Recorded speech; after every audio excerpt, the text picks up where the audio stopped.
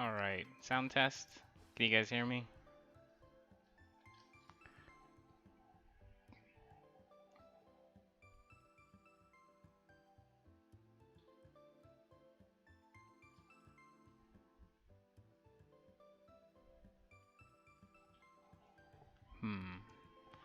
All right. So I don't know if this stream can be archived or not. I'm not sure how YouTube works with this stuff. I've streamed game dev before. I always thought it was pretty interesting and it kind of forces you to focus and do something.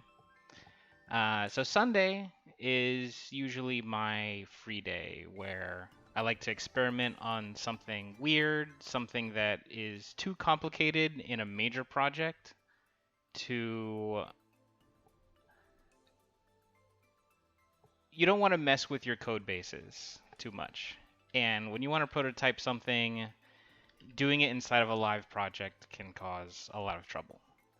So what I like to do is make these little standalone mini projects and prototype some idea, something that is simple enough, and if it makes sense to push it into a real project, then I will. The last time I did one of these is where the X-Wing thing came from. So this whole project was something I did kind of on a whim. It was me going, I wonder if I could do saving and loading of data from a file. It's something that you should be able to do, but I've never actually done it before.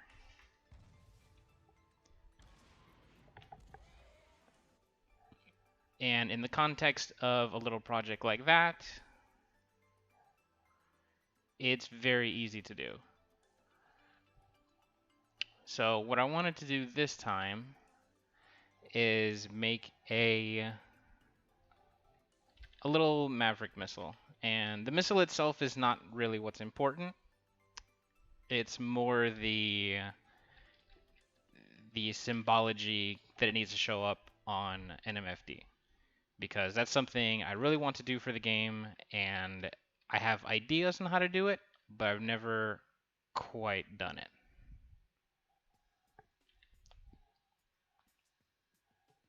So right now, this project does nothing. So I'm gonna try not to use any code from outside. This should be simple enough that I can just do it all here. So right now it doesn't do anything. So first thing, the missile's got to shoot. So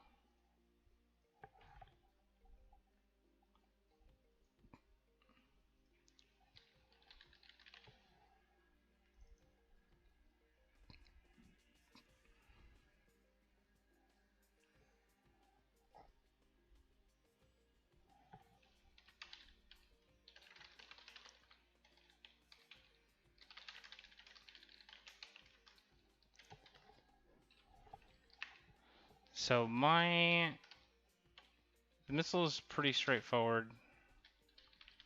I'm not going to do any physics on it.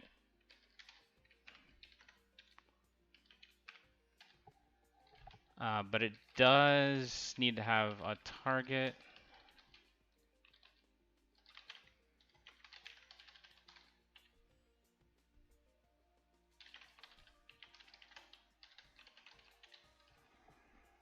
It does need to have a target, and I want it to track whatever that target is.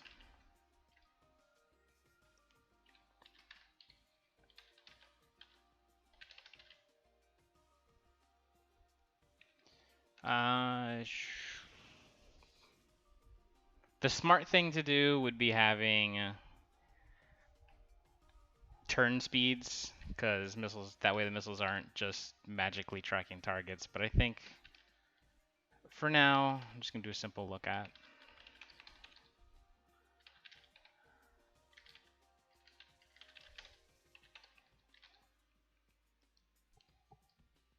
Kraus, I see you.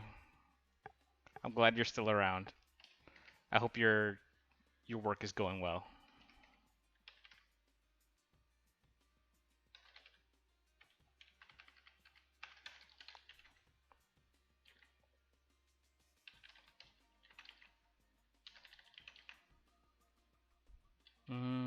it's already looking at, I just need to translate it forward.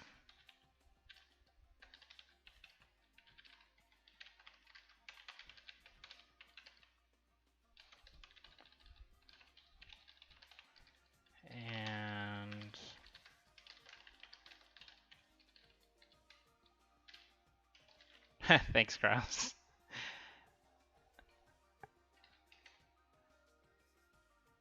Yeah, a lot of stuff has happened recently, so rebuilding the game has been an adventure. I'm gonna put a little key just for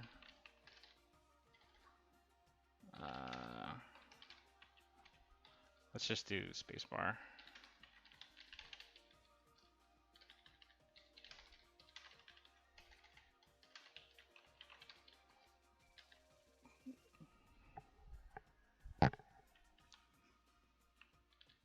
So the target is just gonna be this little T-72 that I modeled in 15 minutes.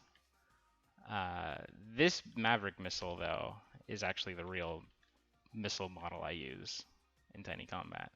This is a whole separate project, so these shaders, this is not what the game normally looks like. This is just standard Unity stuff. I didn't want to get too fancy with any shader stuff.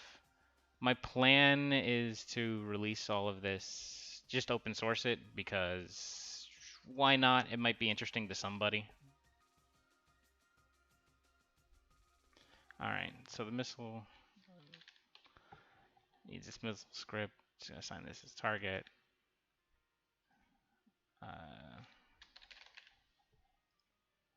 Unity started including this simple camera controller script, and I like it a lot. I used to use my own camera script for everything, but this works fine. Alright, so there it goes. Yeah. Although I realize now, once it reaches the target, it's probably just going to spin in place. Yeah. There it goes.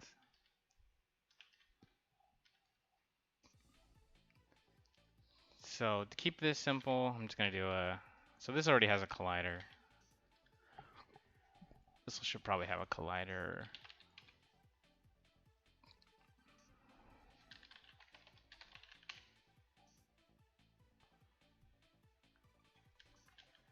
And let's see.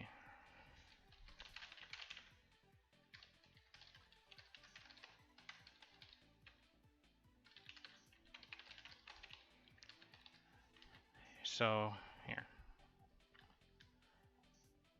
That way when it collides with the target, it'll just delete itself. I should probably speed this up.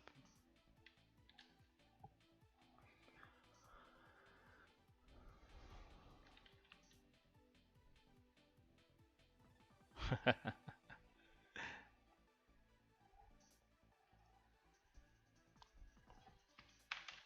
want to destroy the game object. What I was destroying there was the component itself.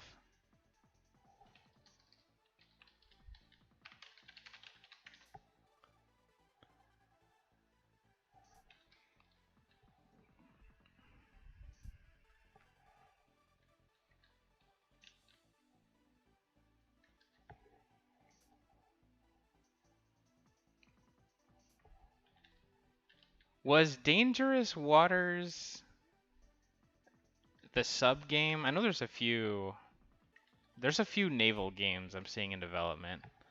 Sea Power is the one. Sea Power and Task Force Admiral are the ones I've been watching. Task Force Admiral is a World War II strategy game, and then Sea Power, I want to say, is like Dangerous Waters, or I don't know. I don't know the sub games. I think of Sea Power more as a new fleet command.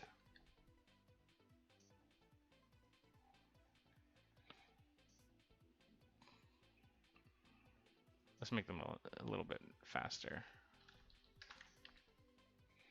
Alright, it should delete itself once it hits the target now. And this is really hard to track. I'm going to put a trail on it.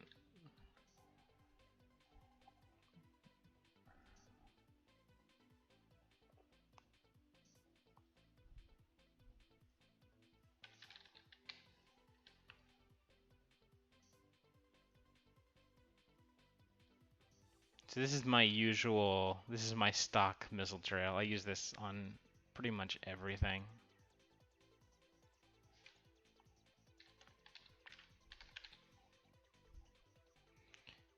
Takes 30 seconds to set up, but it looks pretty nice.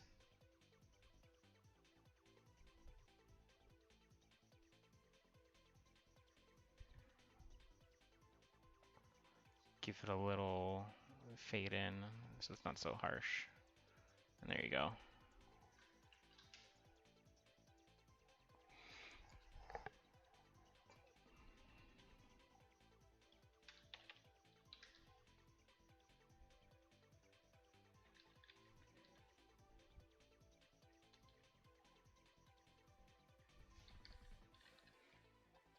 So I'm not sure this is actually getting called.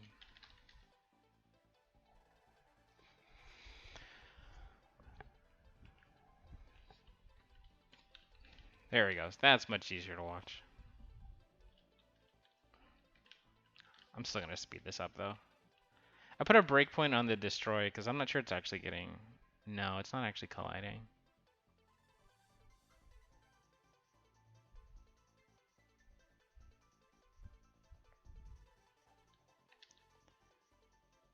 I don't actually do things without physics a lot of the time. Let's see. You are... So how am I going to do the contrast and edge detection? I'm going to say that I'm probably not going to do it. I have some ideas on how I'm going to handle tracking of targets though.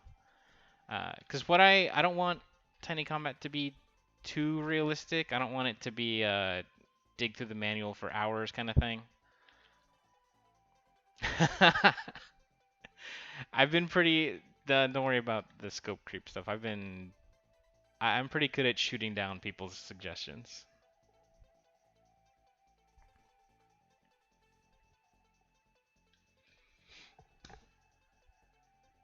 So are we getting a TV display for Mavericks and Tiny Combat? Yes. Mavericks will be in the game, and they need to have a cool display because that's one of the things that is neat about them. And I also really dig putting displays in cockpits. All right. So this tracks. It doesn't get destroyed for some reason. I think it might be because they're kinematic or something. I don't usually do things without physics, so I'm actually not sure why this isn't colliding correctly. Let's just make this much faster.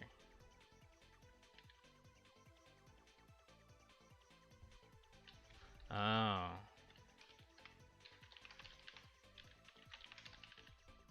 Here, let's do that. Oh, it collided. Alright, so now it's working.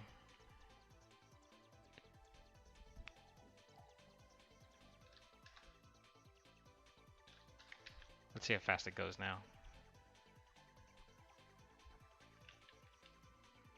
There we go. And it destroys itself. Alright. So, missile launch and track, I would say, is done.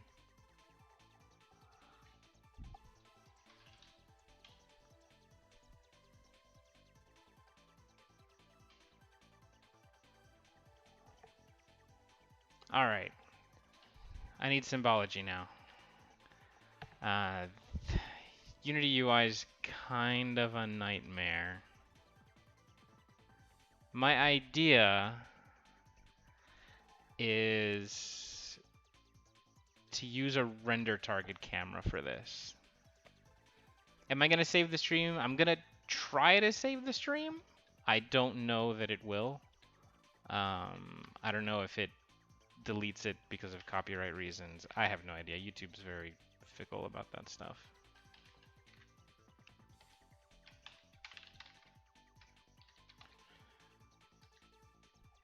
The terrain, When people say terrain engine, they are very overrating exactly what it's doing. All right, let's see. So my terrain engine is literally just models. There is no terrain engine. There is no data that I'm importing. It is literally just meshes that I modeled by hand. However, there are tools in Blender that I import actual terrains, and what I like to do is have that as a reference, put it under the model, and then I'll model based around that.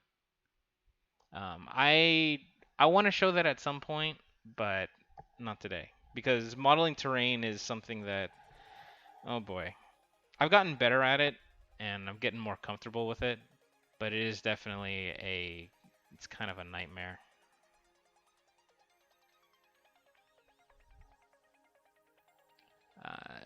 I think getting to the mindset of not having to do all the terrain all at once has really helped me.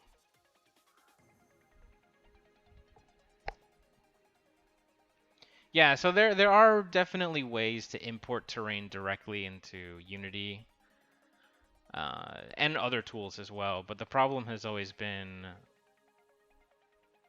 uh, I have a very specific style I'm going for with Tiny Combat, and because of that, just using raw terrain, I've never been able to figure out a good way to use raw terrain. Any kind of processing I do on it is just, it never works out. It's just, it doesn't look right. I have a very specific image of what I want the terrain to look like, but to get exactly that, it's hard to do it without just modeling things by hand. And it's so low poly, like every single triangle counts. Actually, here, I do have a good image of what it looks like. So this bottom piece here, this is just live, not live, this is real imported terrain. And then I'll use it as a reference, and then I'll just model by hand the terrain. It's not a workflow I recommend. Honestly, I haven't figured out a better way to do this. It's just, I really don't know how. Because there's too many, to get the style that I'm looking for, it's just every single vertex matters. And any kind of automated system is not going to be smart enough. Is not going to be smart enough to know exactly where every single vertex should go. Plus, an automatic system is also probably not going to do anything cool like build tunnels or anything like that. I'm sure there are ways to generate this kind of stuff, but I don't know how.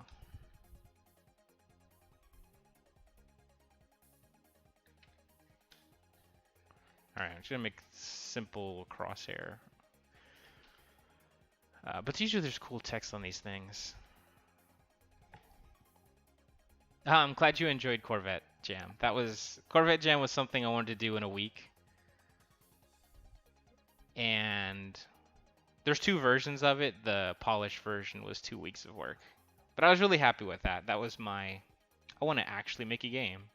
So I want to put some text on this because Maverick screens look cool.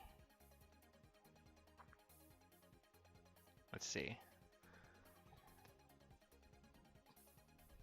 Even this is all meaningless. This won't do anything. I just want to have the text on there.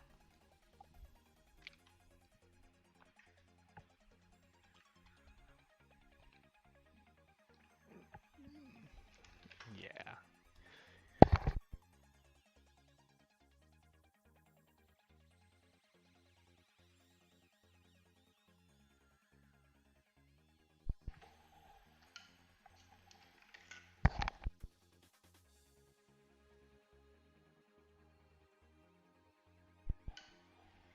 So, how do you go about programming in missile behavior? That is a very vague question. Um, I'm gonna say do the simplest thing that could possibly work. Don't worry about things being realistic because I would say unless you're specifically going for that, it's not worth the effort. But I would also say avoid using physics if you can, because that's also going to make things really complicated. But a lot of it really is just me going, well, I think this is how it's going to work. A lot of vector math, which sounds a lot scarier than it actually is. I don't know, it's hard to answer that kind of question because it's such a vague. It depends on so much. All right, I think it's good. The last text I'm going to put on here. This stuff doesn't matter. I just think it looks neat. Alright, so I have a canvas. My idea for how to do this whole missile thing is... So the missile's gonna need its own camera. I don't have a plan for this, by the way. I'm making all this up as I go. This is me literally exploring and prototyping.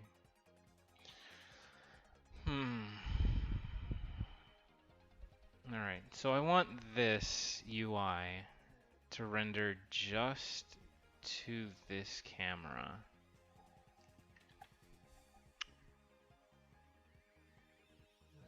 This camera, let's see. This camera is going to need, if I want it to show up on HUD, if I want it to show up on HUD, I'm going to need a game UI. So right now the missile camera is rendering. I don't want it to render. I need a game UI. I'm gonna need something to display it. So I think that's raw image. And I'm gonna need a render texture for this.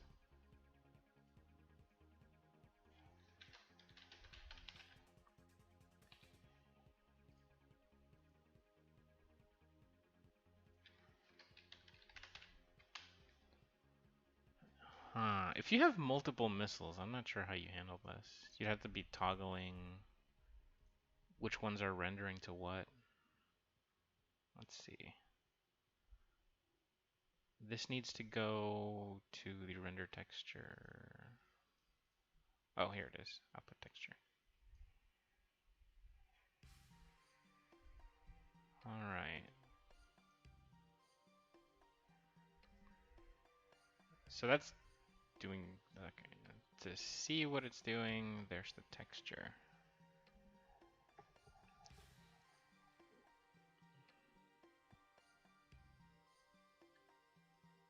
If I turn it on, oh, there it is. That's cool. Alright.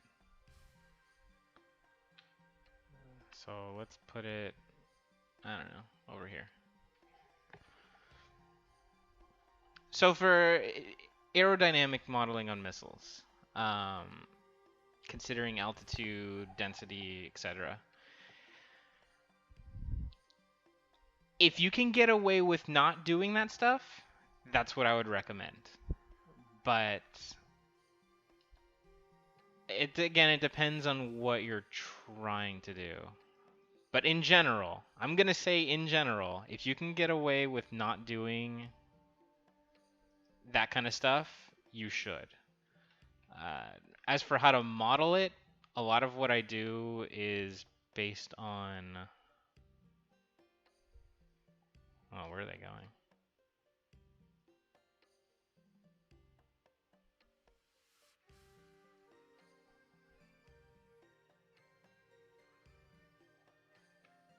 How do I get this to show up in the right size?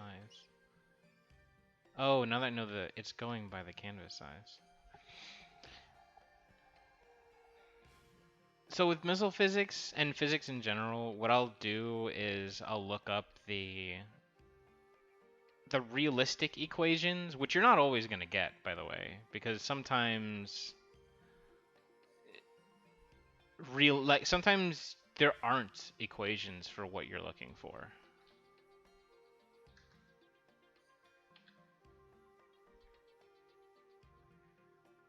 But it's just a lot of me going, okay, this is what the drag formula is, this is what the lift formula is, and you're gonna end up doing a lot of guessing. A lot of just, well, this seems kind of right. And the thing is, the more realistic you get, the more realism you're gonna have to add, because as you add realism, you create more problems. And to solve those problems, you're usually going to have to add something else that's realistic. And it's just kind of a never-ending loop of adding things that are realistic until you have a very realistic game. And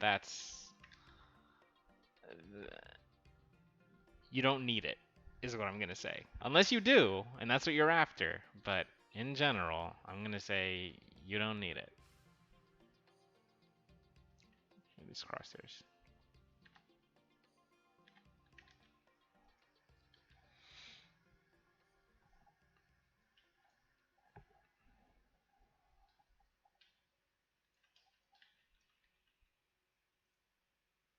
All right, look at that.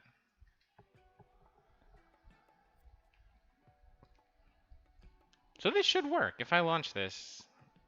Oh, there's 2 audio listeners, whatever. Look at that. Look at it go. Awesome.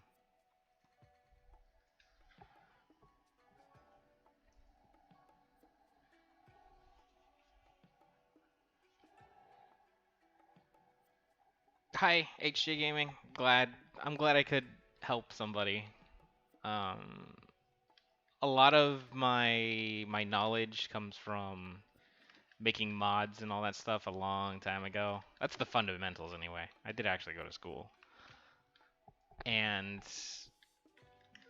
making things that gets other people to make cool things, that's one of the reasons I really like doing this stuff, because I might not be able to finish a game. Hopefully I do this time, but I hope I can get somebody else to make something awesome, if nothing else. That's why all those freelancer tools that I make, it's like, man, I hope somebody uses this to make an awesome game. I'll leave this 0-0.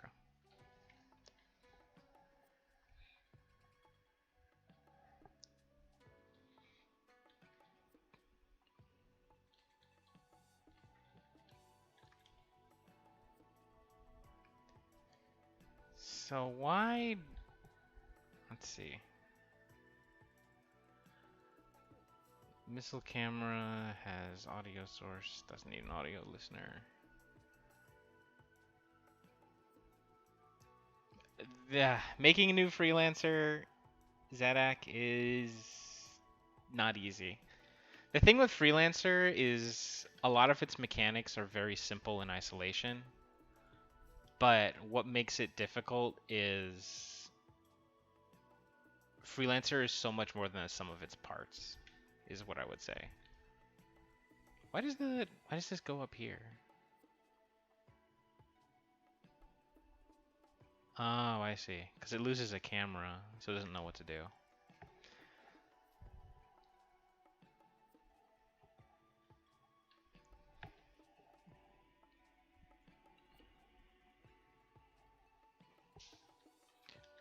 With making a new freelancer, what I think scares me the most is more that the things that made freelancer aren't necessarily the mechanics. It's the world that they built, all the lore, the systems, the content, all the little things, like the way that the transports talk to each other, all the news stories that fill out the universe. I mean, I can talk about freelancer for a long time. But the thing with freelancer is it seems like such an easy thing when you look at it on a pure mechanical level.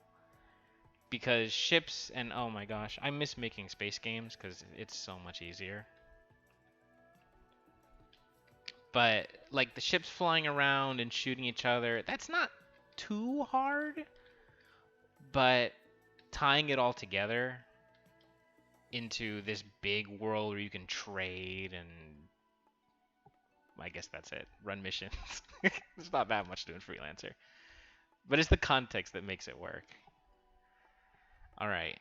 So I have my basic UI. I want to make it a little bit cooler though. I'm going to add more text to it.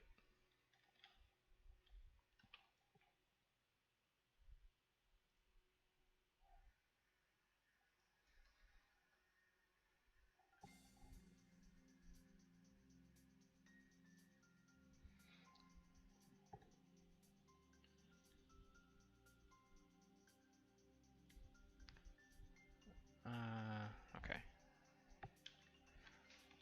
I'm just copying this like Falcon BMS manual image for this stuff.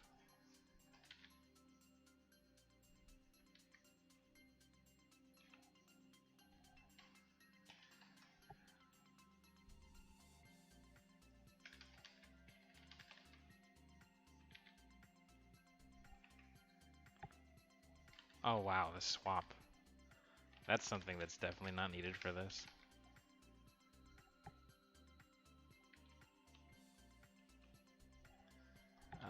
Weapon and declutter.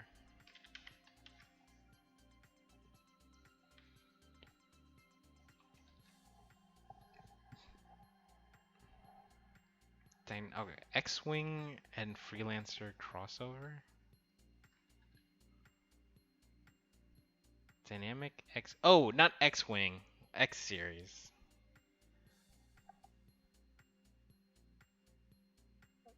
Oh, and they have this other text over on the side for. I'm just gonna say 8065G. This is not how it actually works, but that's fine. This goes over here.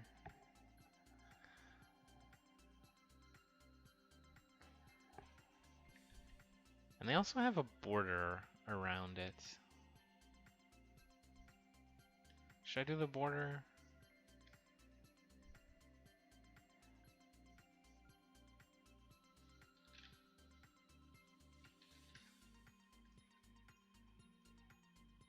Make it a... I'll keep it low resolution. But something I need to keep in mind is that these canvases change. They're really picky about the render target resolution.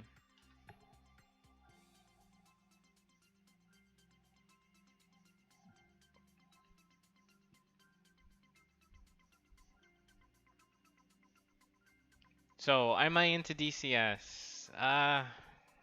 Yes, but I haven't played it in a very long time. I'm kind of done with DCS for a while.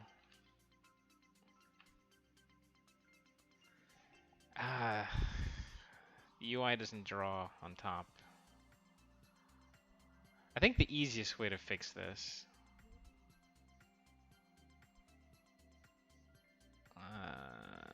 I need the camera. No, the canvas. Yeah, this. I think the easiest way to fix this is stick it super close to the camera.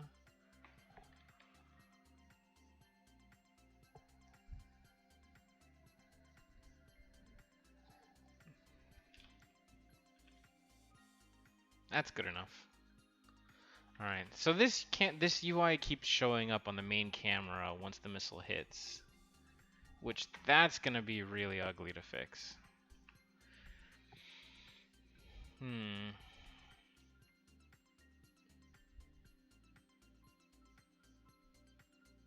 You would probably need some kind of system so that these canvases are active only when a missile needs one. That's gonna be, ooh, that would be really ugly in a real game.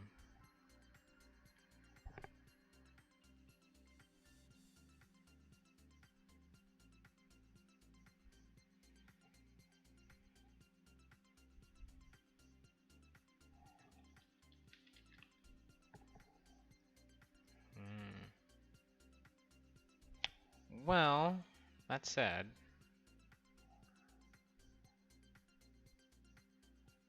I do think the symbology for the missile is done.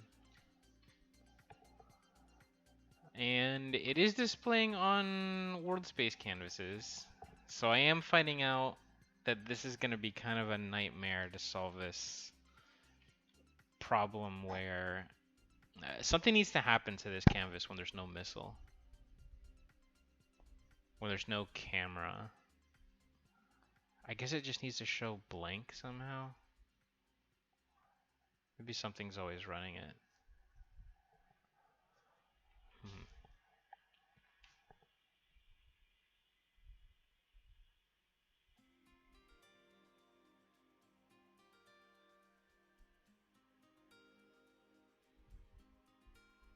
What if there were multiple tanks? Well, that's not gonna change anything. But I do want to make another one.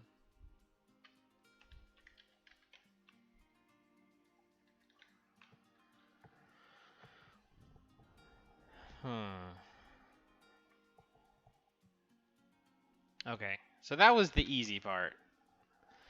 And I figured setting up the camera wasn't going to be that difficult, but now it's created a bunch of other problems. I need a... So I want to be able to target these. I think it'd be nice to have multiple. I want them to be targeted as well. So one thing I do know is that in the real game, you will already have missiles, and there will already be a few of them. So let's say you have 4.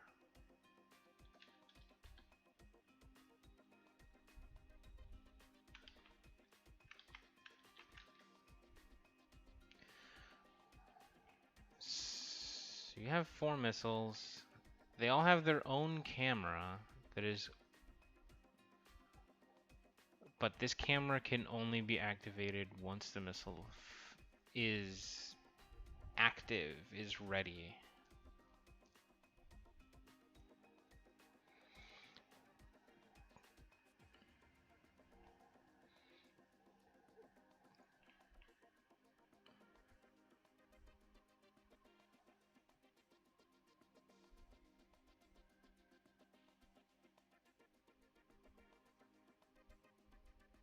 Alright, so first thing is these missiles need to know when they're active, when they're ready. In Tiny Combat I actually had a concept for this too.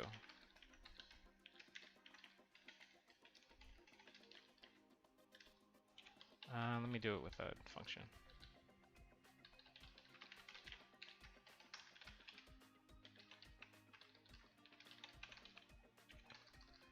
And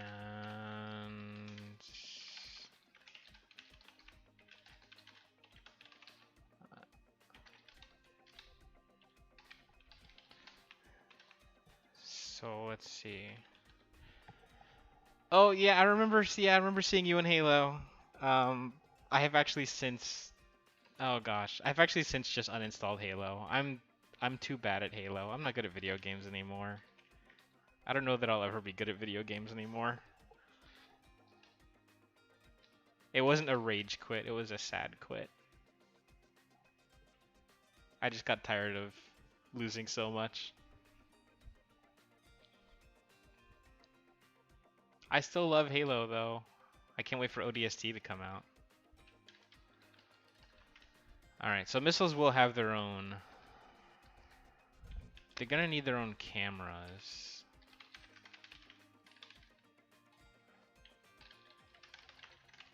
Because I need to turn them on and off based on if they're ready. And I'm gonna initialize them, make sure they're off. And so if the camera turns on,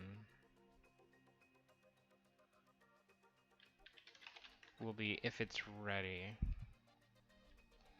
And I want these to start not ready. Actually, here, a better way to do this. Oops. To make sure they're not ready when they start. Okay. So that means no missiles are ready. And this, the thing is, I need to do something with this canvas. That's what worries me. Because when the canvas doesn't have... Ooh, I have a bad idea. I just got a really bad idea.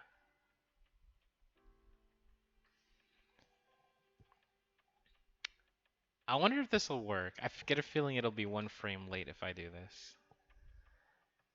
But I could put a script on the camera or on the canvas itself that goes, hey, if there's no target camera, then disable. This is really bad practice. But I'm curious if it'll work.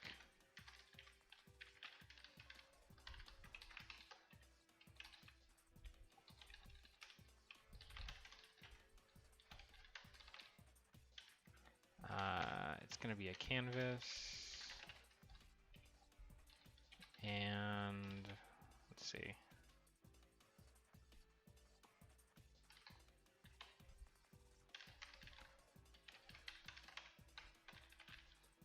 Target display? Is that what it's looking for? No, render camera. What's render mode?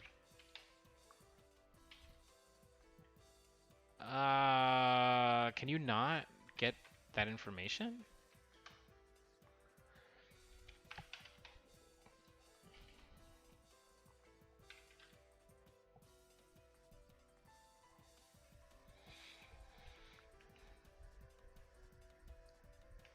You know, Kraus, I never online ever pulled the, oh, I used to work with Kraus card. And somehow you managed to do it first on me.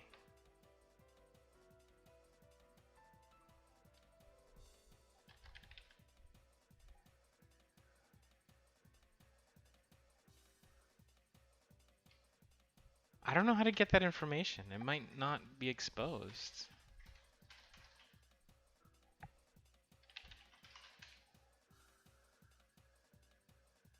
Oh gosh, here's a thread on the Unity forum. Somebody asking exactly the same thing. Okay, world camera. It does exist.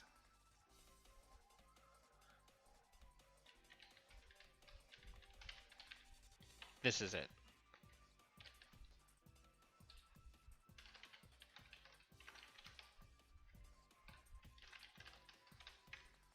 Oh my gosh. I'm gonna be kind of sad if this works. This is such bad practice. So I'm gonna set it to none. I should start this disabled though. Ooh. Okay, these missiles I'm gonna make them a prefab because I am reusing them a lot. And I don't want to be making changes multiple times.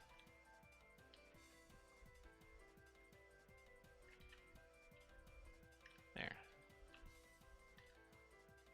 Okay. And this is the trail. And that's the camera. If the missiles launch without a target, they should still go forwards.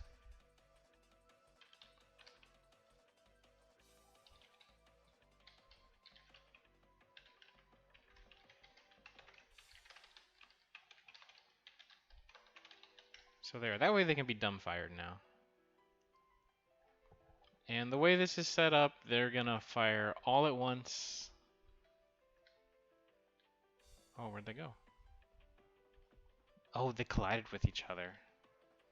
Yeah, make them more spaced out.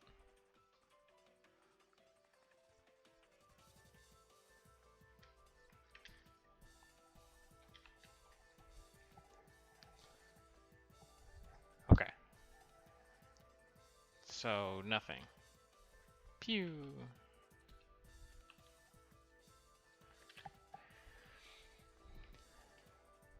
So now I'm gonna need some kind of manager. So this would be your, I guess your SMS equivalent. Something that cycles through the missiles and says, hey, you're active.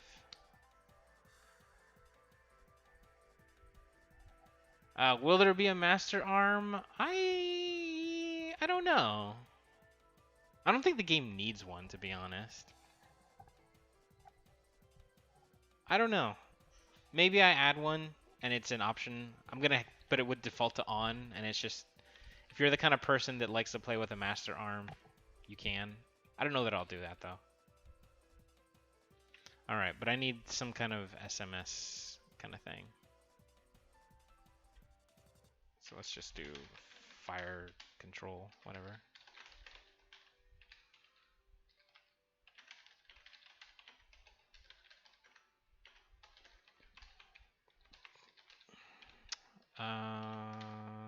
How much do I want to over-engineer this?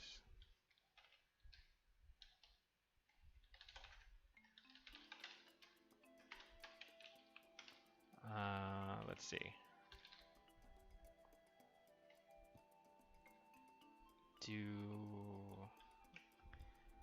Okay, this is how I usually do this, and I like doing it this way. So I want a queue of all the missiles. That way you can cycle through them. So things I want to have. I want to cycle between missiles. And I want to launch whatever is the selected missile. But I'm going to need a list of controlled missiles. Let's do that, I guess. Oh my gosh, okay, I'm gonna try and not over-engineer this and optimize it, because this is the kind of code that I have to really stop myself from trying to just optimize. But that's not the point of this.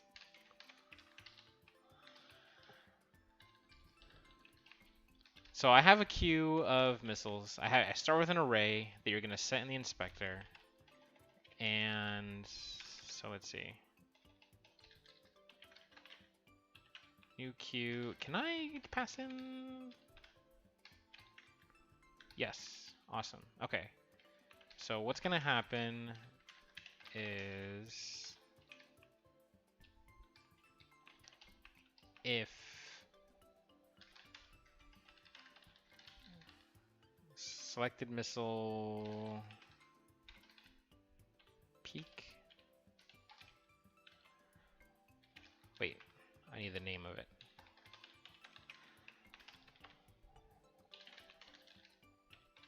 So if there are no missiles to cycle through, then let's just print a message that says out of missiles. Out of, oh my gosh. I don't need this.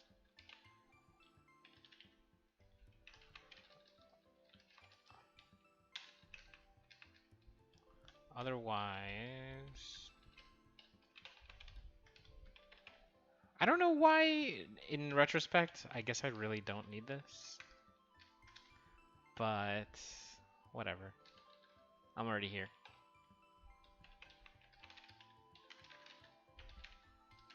And this dot. Oops. I guess this would help me test the controls and make sure things work.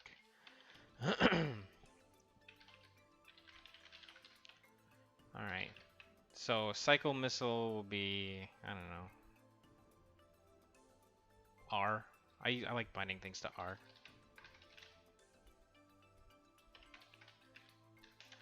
Code.R. Let's do a cycle missile. If you press spacebar, then you're gonna launch a missile. And when you launch a missile, well, actually, so here we go.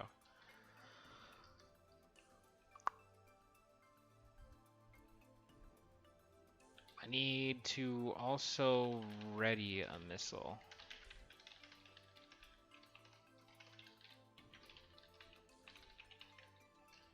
And I want to start by readying whatever the first missile is.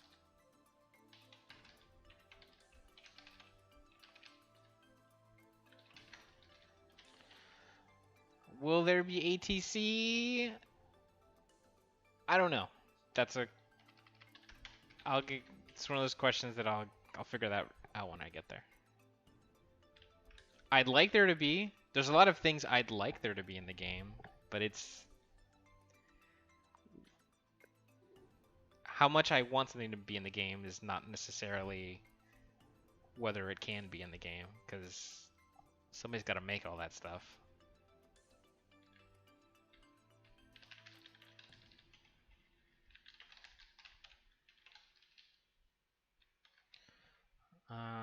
Let's see. So to ready a missile, I guess we already have a function for that. So let's just do that. And when you're cycling missiles, you want to make sure that the last missile you had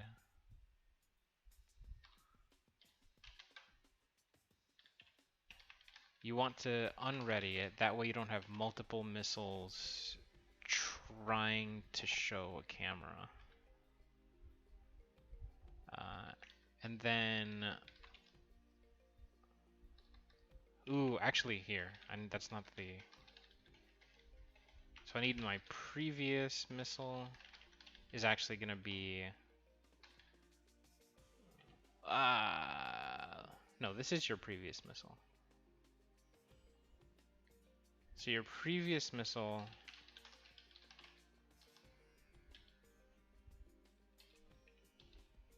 is now at the back, and it's not ready anymore, which is good. But then your new primary missile, or I guess active missile, is gonna be what's at the front of the list now, which is gonna be this.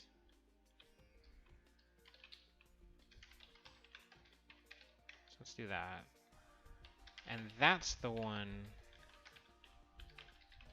you want to ready up.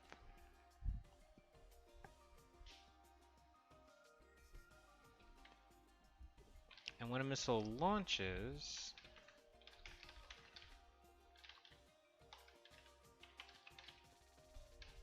you want to... Okay, it's already ready. It just needs to launch, which I don't have a function for.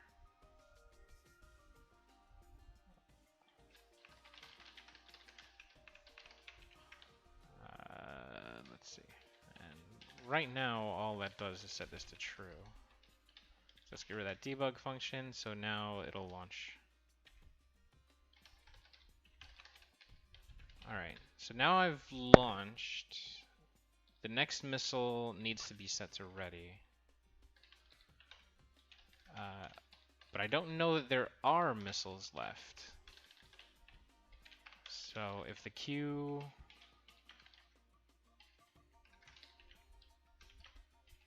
Shit, it's greater than 0. If the Q does have a missile, then get it ready. This is gonna get weird in the real game, because I'm gonna have to have multiple kinds of stores. What do I put this on? I guess right now the camera is kind of the player. So I'll just put it on here.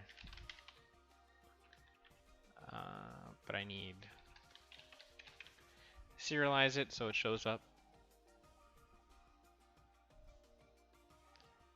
And I want these 4 guys. Let's name them. Just so it looks nicer. Okay. So what happens on start? On start, it just gets the first missile ready. And if I press R, it'll cycle missile. If I press space, it'll shoot. I don't know what's gonna happen. Let's see if it works. No missiles ready right now, but I can cycle through them. Oh, I think it's going through all 4. Okay, yeah, just by log, it's going through all 4. Okay, but why isn't it showing the UI?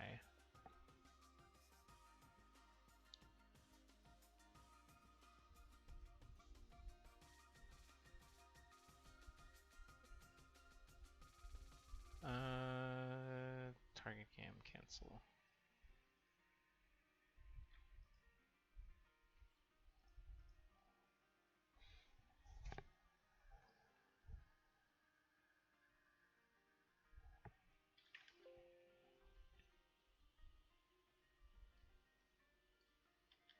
Oh, Shazbot.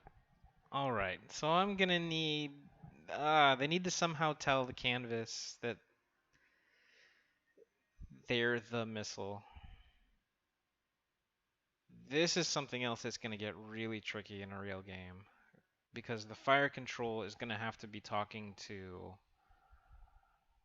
what's essentially a UI element that would get spawned with the plane. It's not undoable, but it's hard to do that in an elegant way.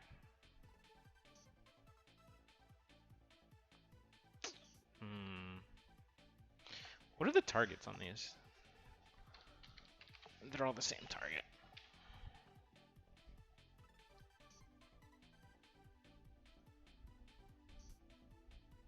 Let's see.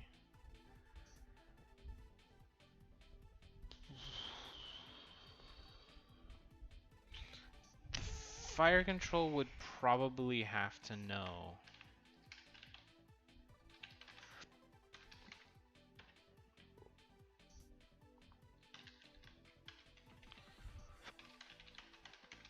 Which Maverick canvas to draw to. Oh, that's really ugly. Equals the missile. I need to be able to get the missile's camera. Ah, it's just public. Okay, I'm gonna clean this up a little bit. So this is something that you would make private. Speed, this you wouldn't make private. This you could probably keep public. But I do want to get that camera.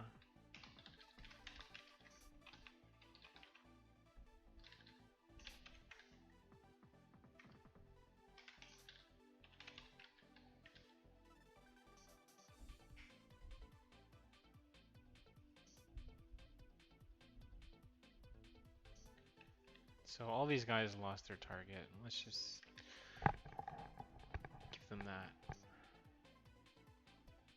Okay, so now... Oh, it's not a sign. That's gonna get ugly. That's gonna get ugly in the real game.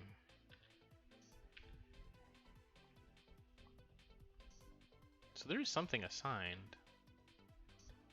And the canvas is on.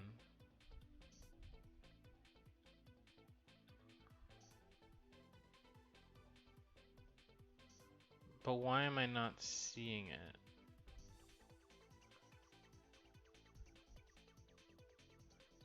Are they all the cameras enabled? 2 is enabled right now.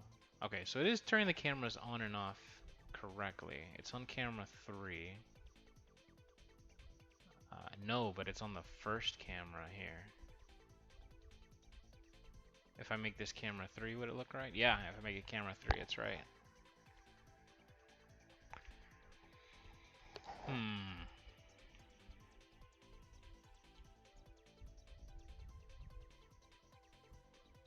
So it's not setting the correct camera. Oh, I know why.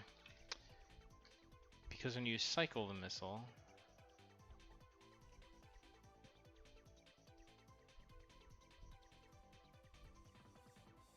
let's do this. There.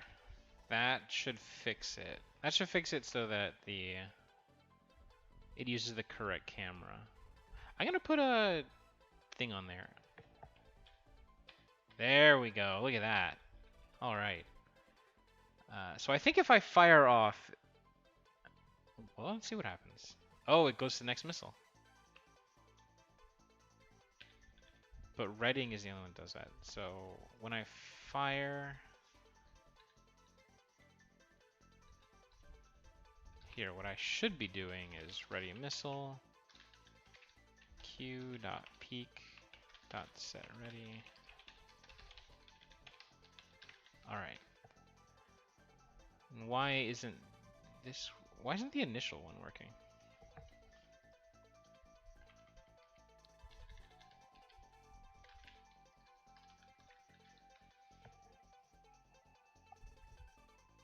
Okay. Maybe this will clean it up. Look at that. Oh, look at that. All right. Cool. So it's automatically cycling through all of them as they fire off. And the last one just goes. Well, good news, Zan. IL2CPP is causing problems in the development build now to the point where the game doesn't run anymore. So I am not using it anymore, which is kind of a problem because that means performance is going to get worse. But the good news is it should run on more people's computers. And it'll also allow people to hack the game a lot easier, which most people would probably be upset about, but I'm actually very excited about.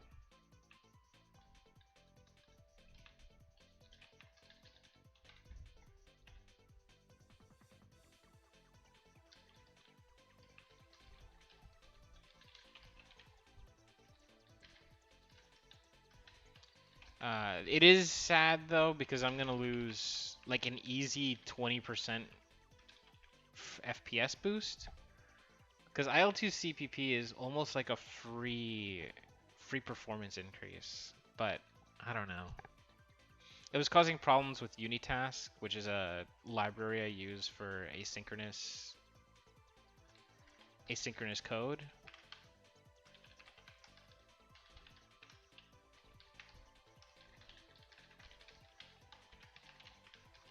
And they're just, I think that's what was causing it anyway, because I honestly don't know exactly what was the problem. But yeah, so I just got rid of it. I'm just gonna have to eat it and just be more careful with performance.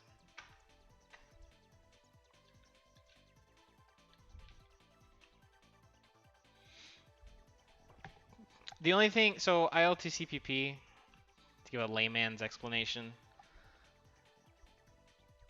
it converts your code into a more efficient version of code that is more friendly for the computer. But the problem is that conversion process is breaking something.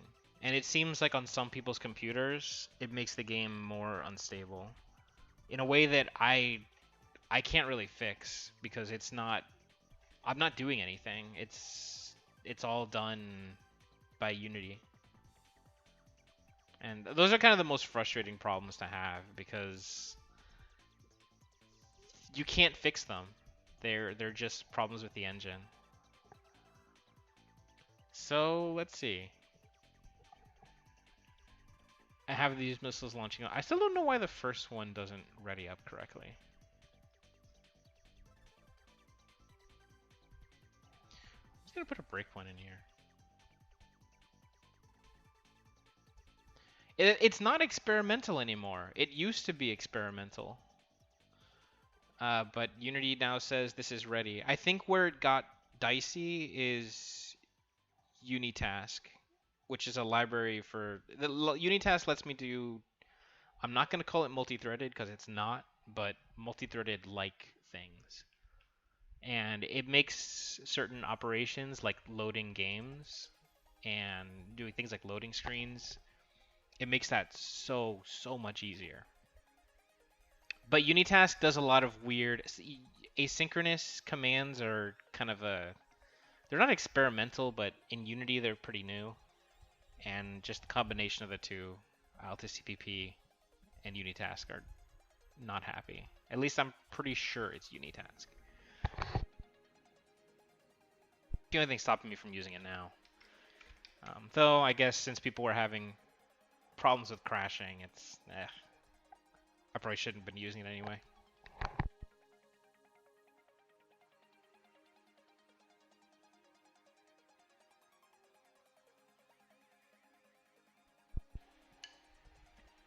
I'm not sure how many other games use it.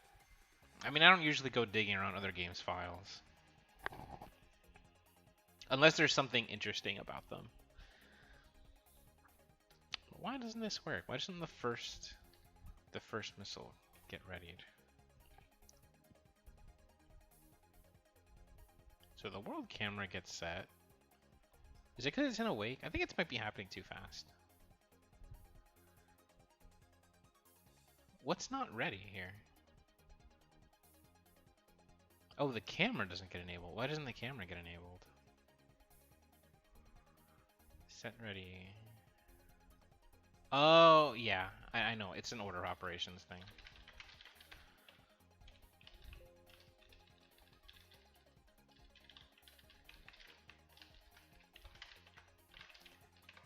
So what was happening is the awake was here. Was the awake on fire control was happening before the missile. And so whatever I did in the fire controls would get overridden by the missile's awake. Awake versus start. Use start when you're talking about other. See, it works now.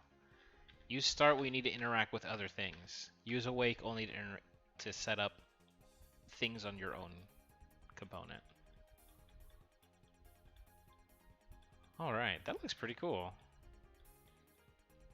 So the real Mavericks, they're... Oh, you know what I should do? Okay, I'm going to clean up the camera a little bit. So I'm going to move the camera onto the nose because you can see the missile in the camera and that's a little weird. I'm going to zoom it in by like a lot because they should be zoomed in. Yeah, look at that. Okay, let's see. It's probably even more zoomed in than that.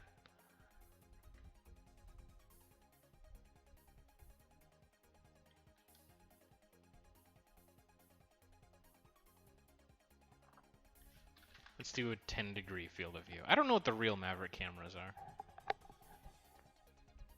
That looks pretty cool. But why are the... why are they not rendering the UI correctly?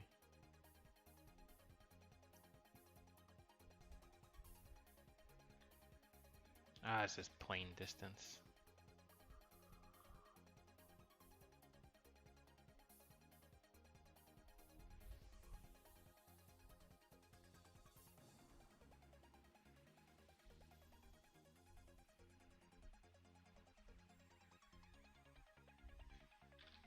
This needs to be 10. Which is crappy. Alright, but that does work. Alright, okay, so the real Mavericks, they have... Their TV will lock onto the target.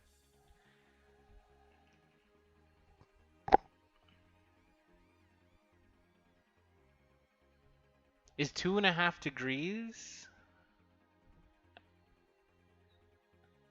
2.5 and 5.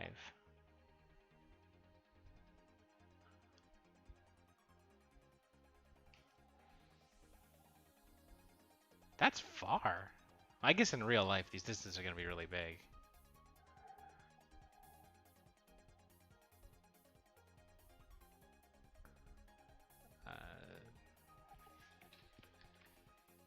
I guess that makes sense. I mean, here you're talking about a distance of... this is what?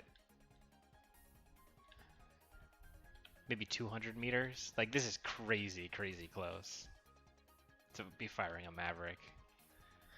In real life, anyway.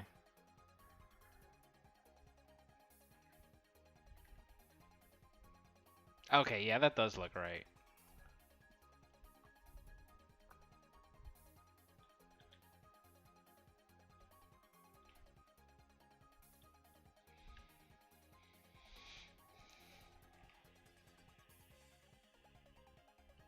So things I would want the game's Mavericks to do is before you launch, I want them to be locked onto the target. And so I've been having this debate internally on how to handle targeting. Do I want... I don't think I want the player to be slewing Mavericks themselves, because I think that might be too much for what I'm trying to do. And so I'm wondering if instead they just cycle through a list, and then the Mavericks will just automatically lock onto that. And I might be able to add slewing manually as an option. So A10 you manually slew the Mavericks around. Although the problem with the A10 Mavericks, A10 being like A10 Cuba, the problem with the A10 Mavericks, they were not ground stabilized, which made them infuriating. And so you just bore sight them and then launch things on bore sight. But that was A10 Cube. I wouldn't do it like that. I do like the idea of it being optional. Because there's already, do I have something already in the game like that?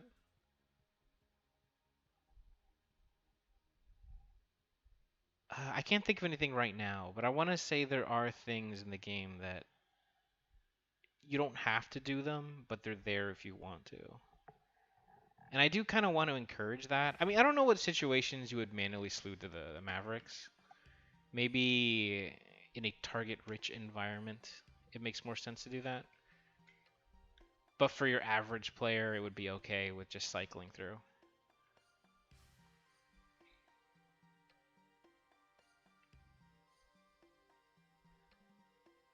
I definitely wouldn't put G limits on them. And for the keyhole, yeah, the keyhole would be basically as big as the Mavericks, like gimbal limits, the secret gimbal limits. So let's see.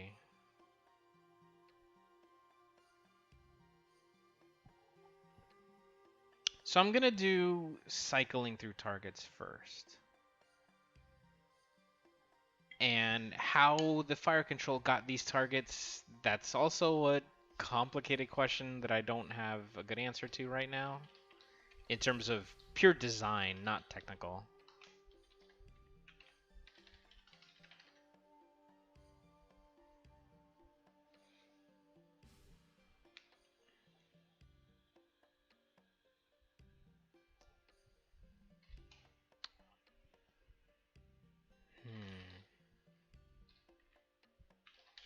Alright, well, the tanks can't get destroyed right now, so I don't have to worry about this being invalid.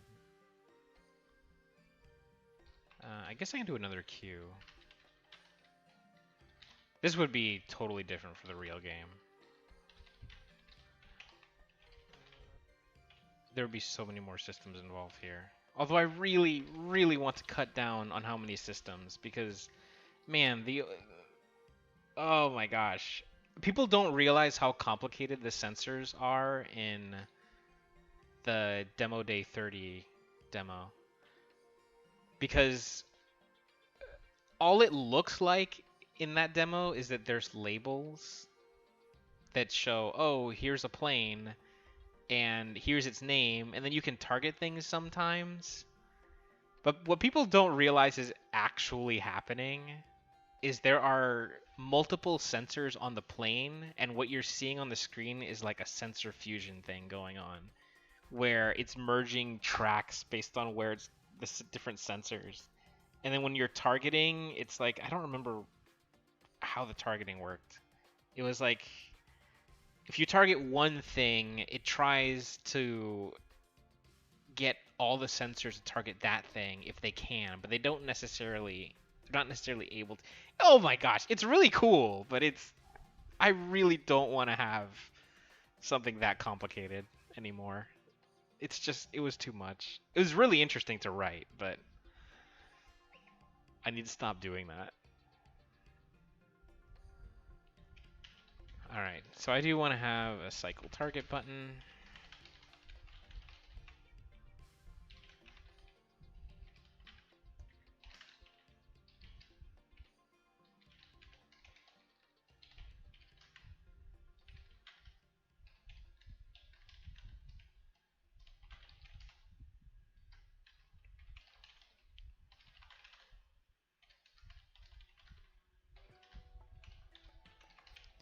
Alright, so that'll let you cycle targets.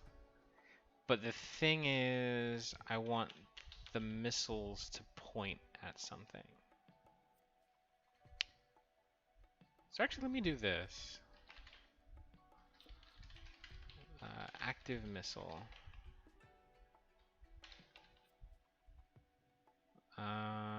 If the missile queue is not empty, then peak. If not, just null. Because I keep doing this peak.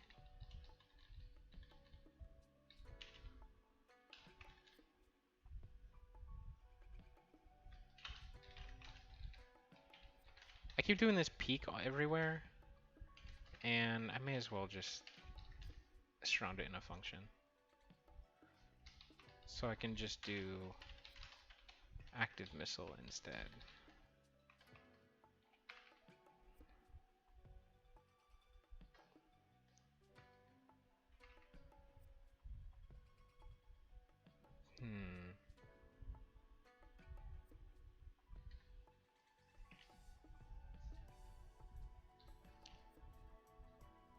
And in here, I want to set the target to whatever the new target is. Active target is whatever is first in the target queue.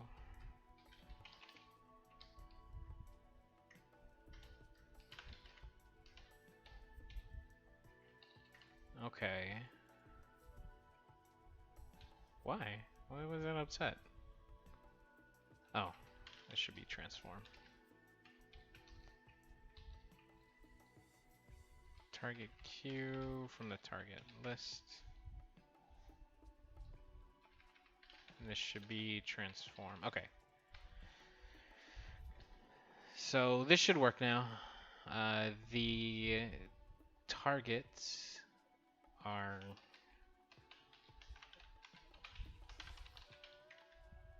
let's see. 3 targets are the 3 tanks. And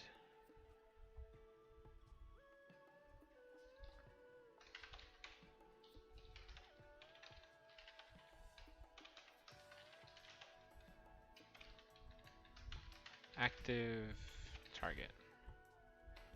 Okay.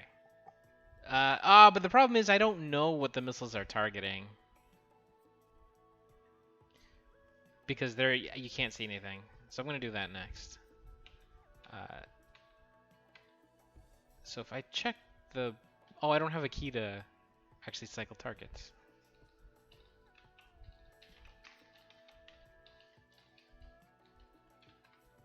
So if you hit T, then you cycle target. And I'll just put a debug log for this.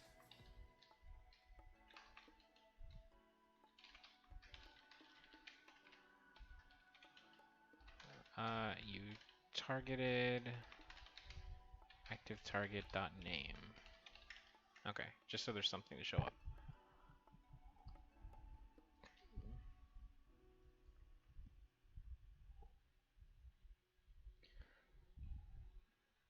Okay, target Bravo Charlie Alpha Bravo. Okay, so it's cycling targets correctly. Is it assigning them to the missile? It should be the first missile. Yep, and it's switching missiles. All right, cool. So targeting is working. So I'm gonna launch 2 at the first tank, pew pew, and 2 at the second tank. Oh no. Okay, so there's a few things that happen there. So when you ready a missile, you need to assign that missile's target needs to be set to whatever is the current target. And when you cycle through missiles,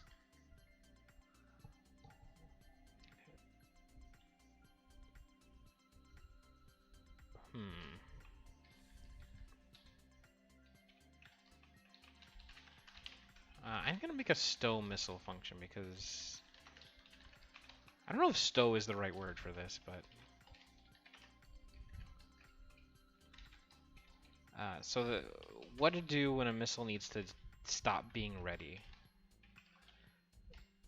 So it needs to be set to not ready, and it needs to have its target blanked, which actually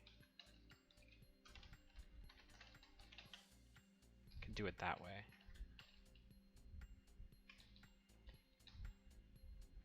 Ready missile. So when you cycle through missiles, here, setting ready to false should get rid of that. And then when you ready it, it'll assign the target. When you launch it, okay, and then when you ready the next missile, it'll automatically assign the target. Okay, so let's try this now. So I'm going to target the first tank and fire, and it goes to the first one. So all of these should go to the first tank. Okay. But now I should be able to target the second tank, and they should all go to the second tank. Yes, they do.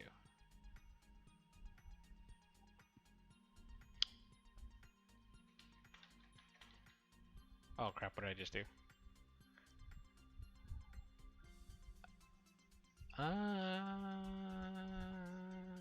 What happened?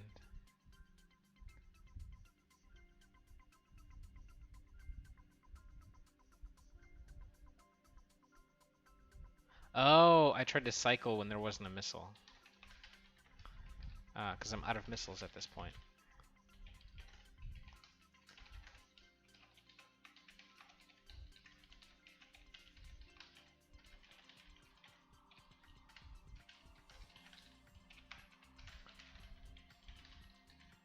I need to make sure.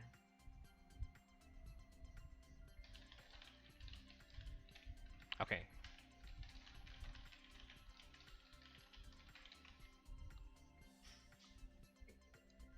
Alright, so this should work now. So I'm just gonna... Yeah. Ripple fire on 3 different targets. Actually, let me add one more.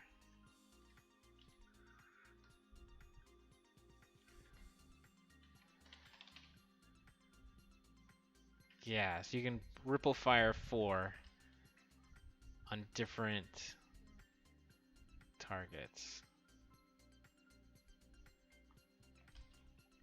This has got to come from sensors in the real game. So, let me go. Fire target. Yeah, look at that.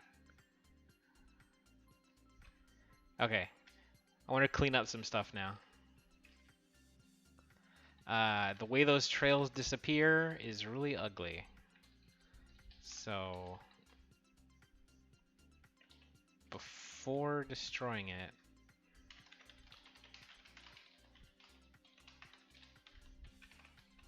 oh, come on. I want to deparent the trail.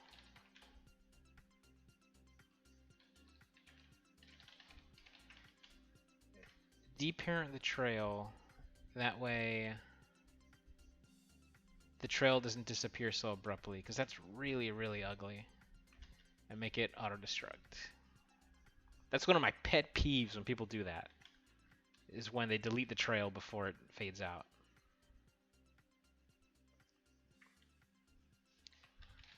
And to do that, you need to make sure you unparent it. That way you unparent the trail before you delete the missile. That way the trail can delete itself and it can finish playing its effect. So that should be it now. Yeah, way better. Oh, yeah, there it goes. I need to make it shorter.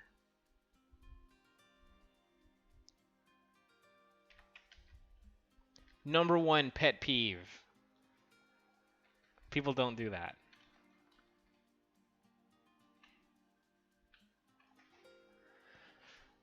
What else do I want to clean up?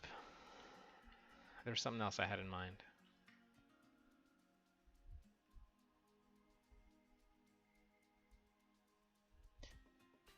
So I do have target cycling, so I guess I can check that off. Because that was kind of what I meant in terms of targeting experiments. Was I wanted to do cycling. So that's another one. So the only thing left is slew controls, but I think before I can do slew controls, I need to clean up. I need to make the UI more robust because you can't actually see the target, so you can't. Slewing doesn't make any sense, and you probably want to have an indicator for what you have targeted or something to that effect. Are fuel burnout and lofting simulated? Fuel burnout, okay. In the real game, fuel burnout, yes. That's already in the game. Lofting for Mavericks, I will probably try and do it because it looks really cool.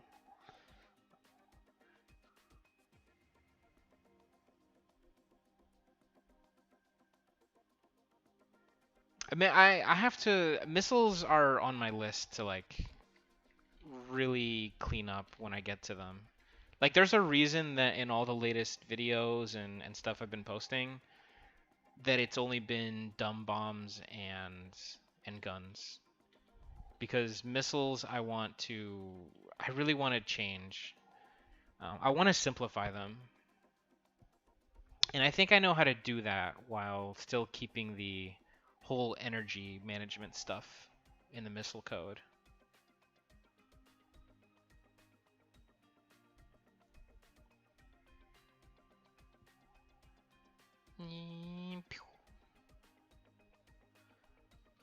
Okay, I want this camera to slew towards the target.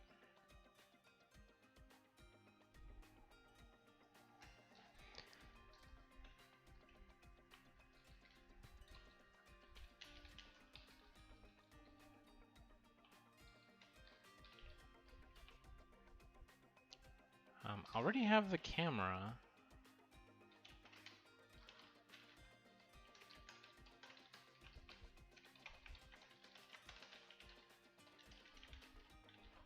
So here we go.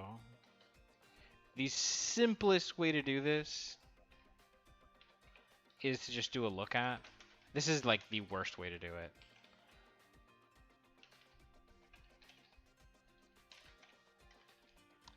And if there's no target, I want it to look straight forwards. So give it the identity rotation. Doing this every frame is kind of dumb, but whatever. There's a lot of ways to optimize this that I'm just not gonna do for this. Look at that! Look at that! Selecting different targets. Ah, that's great.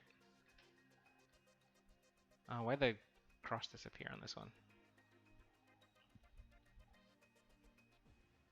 Pew. It's like this one. Pew, pew, pew.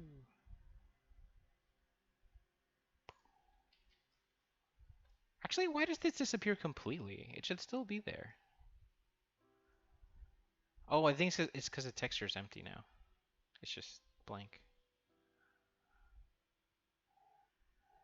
Oh, you know, I wonder if it looks messed up. No, I can't do it here. Because it's not 1-to-1. So if I do 256 by 256, that's exactly half. Yeah, look how clean that line is now. Maybe not.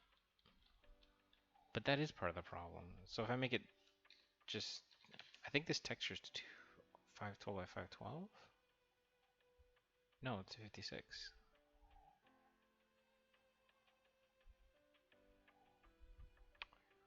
Huh. These are just the nightmare problems. This is just something you would have to tweak until eventually you get it looking right. I mean, here, at least at 256, it matches 1-to-1 with the texture.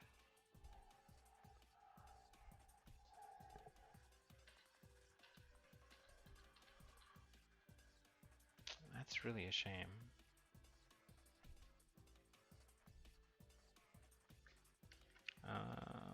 Is there anything I can do in here to clean this up?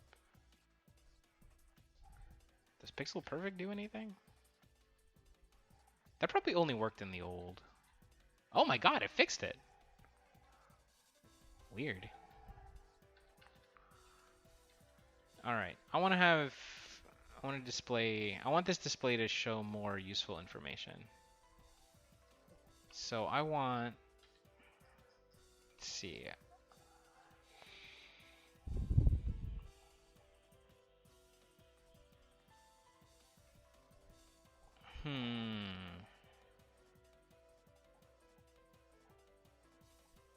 If it has a target, I want it to display the target name.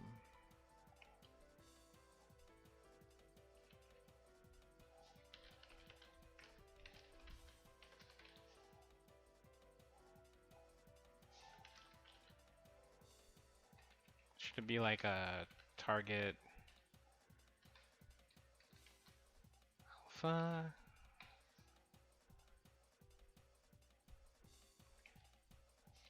What if there's none? If there's no target? Should it be none? Maybe it's just the target name. And then if there's no target, say that. Oh, range to target is a good one. I'll put it down here.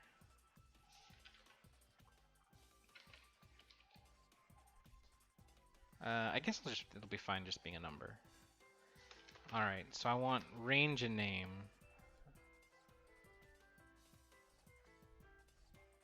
Oh, but how's it gonna get the info for that? Who passes it? I guess since the fire control already has a reference to the canvas because it needs to do canvas stuff, I guess it can be the one that updates the canvas. So, okay. I'm going to want a script for the Maverick UI, and this is something else in the game. I need to have different pages and that kind of stuff. So each page having its own script is definitely going to happen.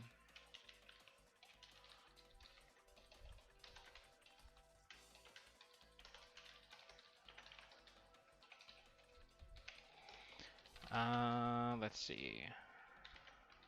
These are UGUIs. I have my target name.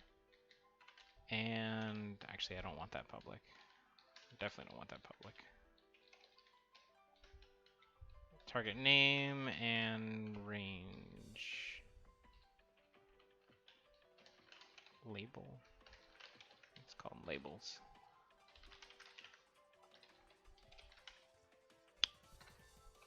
And I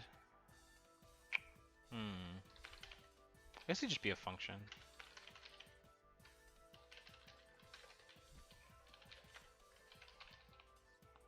So target name label dot text equals name.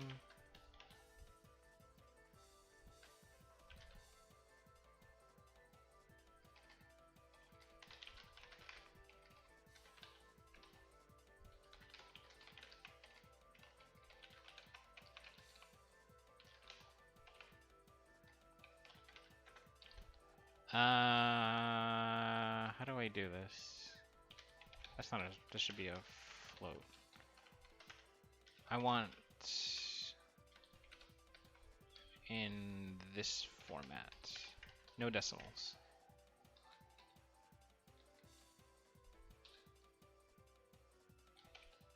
And I don't care that much about how it rounds.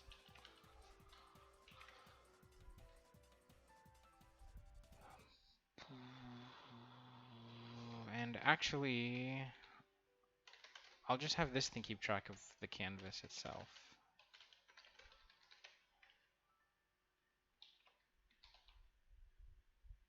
And what do I do with the canvas in here? I want to take the UI stuff out of the fire control.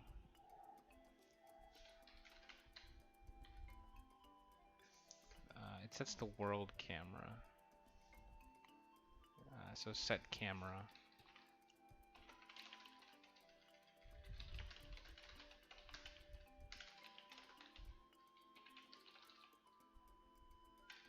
Canvas.world camera is camera.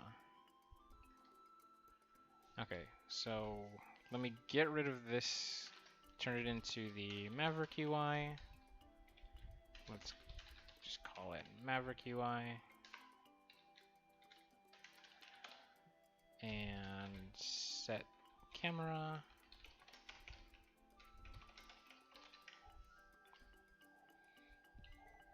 Yeah, I like the range idea. I am definitely doing that. So now this Maverick UI class is now taking care of all the UI stuff. It's not doing this target cam cancel thing, but it should. Now that I have a dedicated class for that stuff. Target name and range. Oh, they need to display something when there's nothing there.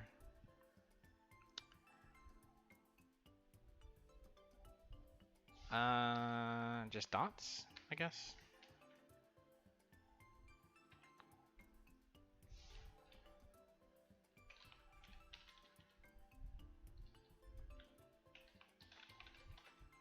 And let's do it so that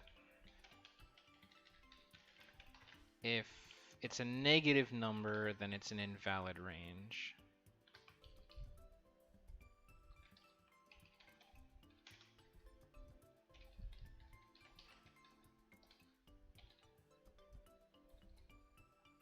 But if it's a positive number, it displays a range. And target name. If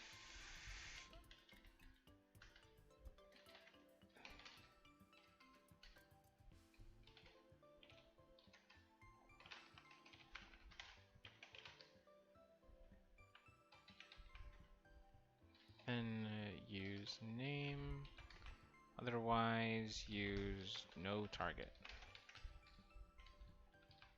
Localization is gonna totally bite me in the butt at some point. And I'm just gonna keep kicking that can down the road until it causes severe problems.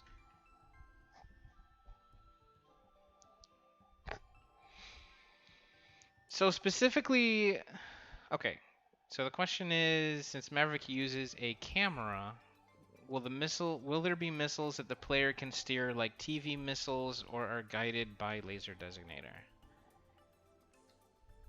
Mavericks, I don't intend to be steerable after you fire. They are fire and forget, just like their real versions.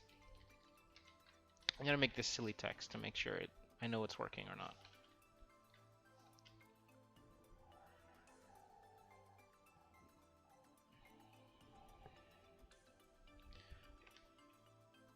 As for laser-guided bombs, I'm gonna say that I would like laser-guided bombs to go after whatever you have targeted, but I'm not gonna promise anything. That's just what I want to do. Okay, so this is set. Now the fire control needs this reference.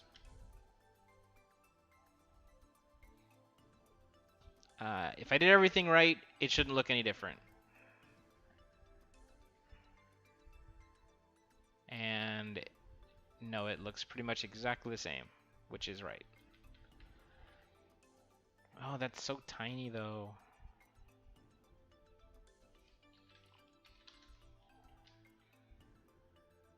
Oh, 5 tool is way too big.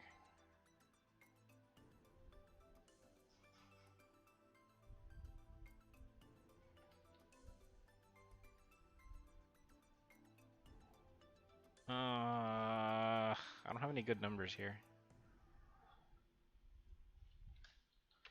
Oh, I guess just make a bad number. I'm using your Simple Wings project to train. Wow, really?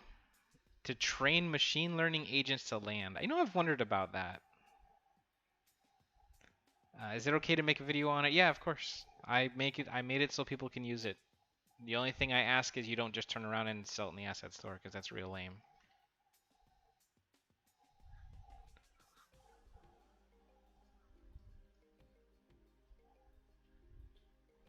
So I saw a video a while ago of somebody using machine learning agents to bomb targets.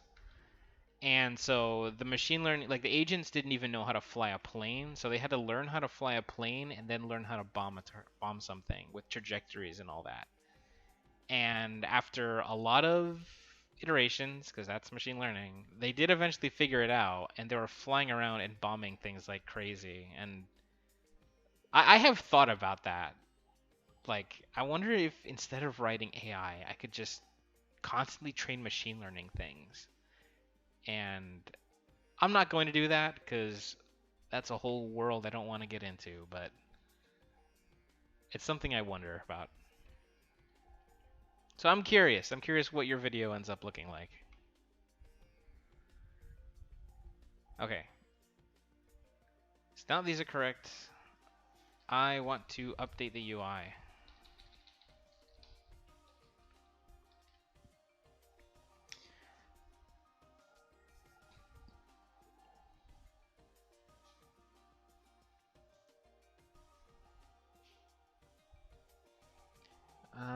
I want the distance. What would be the distance in real life? Ideally, you'd want the distance from the missile. And in real life, I don't know if you'd be getting the distance from the missile or from like your targeting pod or something. I mean, in reality, Mavericks don't show distance.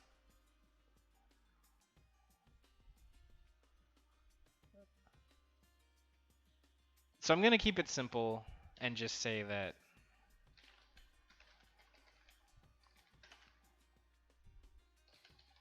I'm just going to take it from the fire control. Where's the UI? Because this is kind of an inherently realistic thing anyway.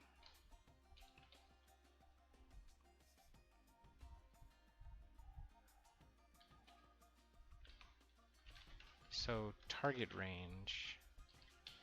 If we have a target, then use, oh boy, from self to position. If not, use -1F. So set the range and the target name. Oh, this is... then use .name. Otherwise, just send an empty string, because that's how that function works. Target name. Alright, so now the UI should update. There might be one frame where it shows garbage. Yeah, look at that! Okay. It shows target name up top and distance at the bottom. Wasn't there something else I wanted to do?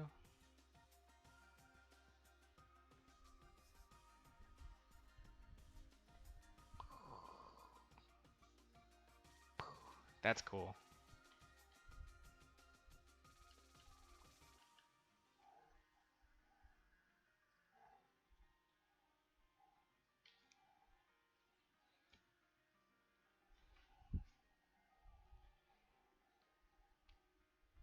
So I can feed them targets and they will do that. And now I know what I have targeted, but what if I want to slew them around? Then what do they target?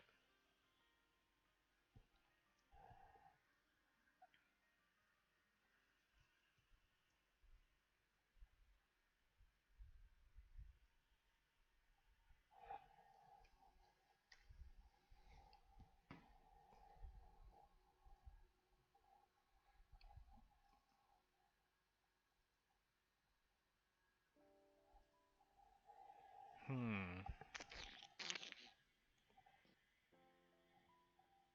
Who does the slewing? I guess you would command the missile to you would command the missile to slew its camera.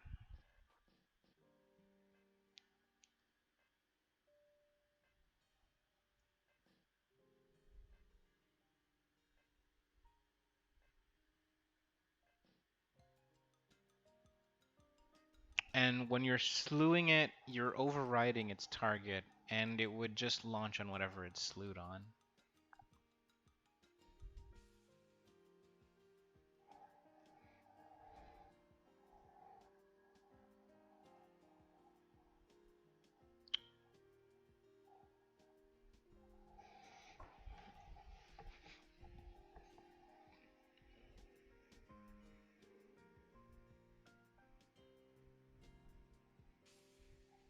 Hmm. All right, so let's just set things up. The missile needs slew controls.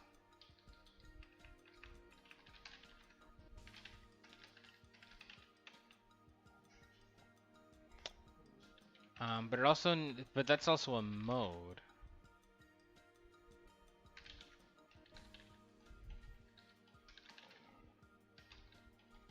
Because if you're slewing, you're not locking onto whatever the target. Your target isn't quite the same thing.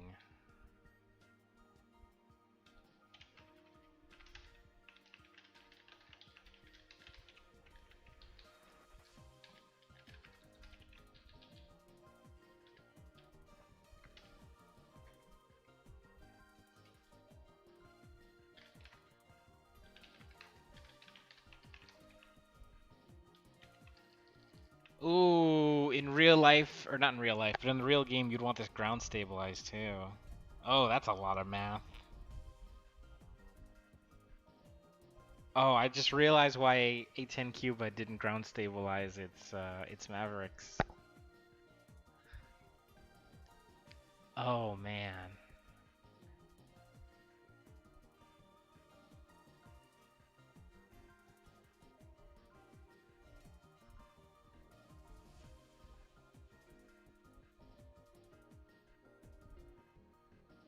Ooh, I'm realizing why slewing Mavericks is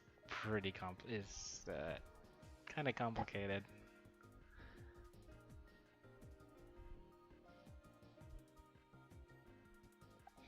Let me try this.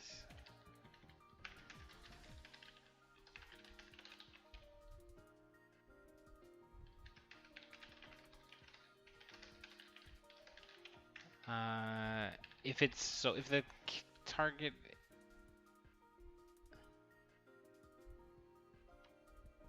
Okay, so what's gonna happen? What the camera is pointing at is gonna change. Gonna have to change.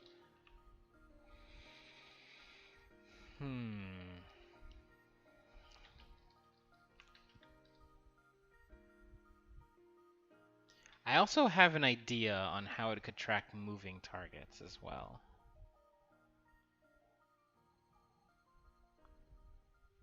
But maybe I shouldn't do that.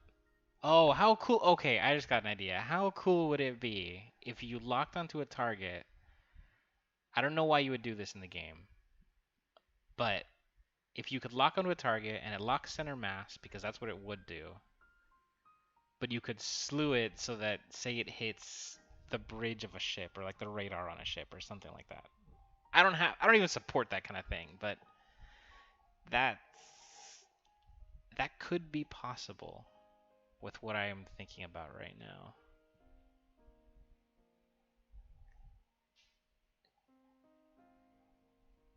So what I have in mind is something I did in the frigate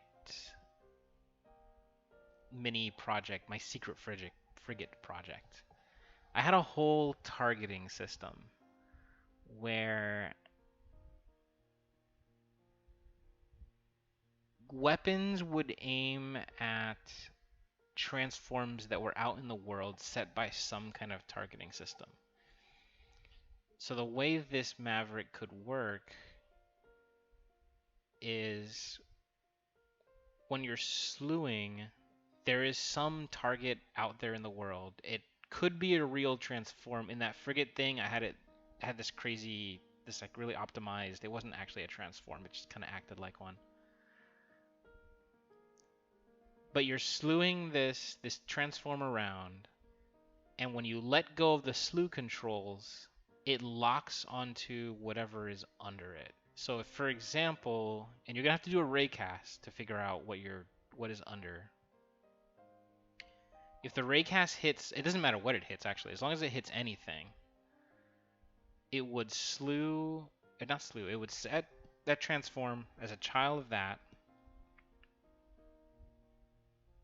and then that way it sticks to anything.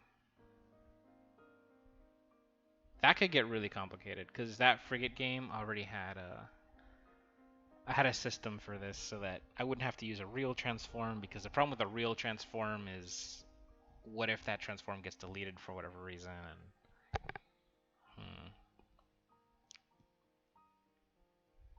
But I see why slewing is such an issue.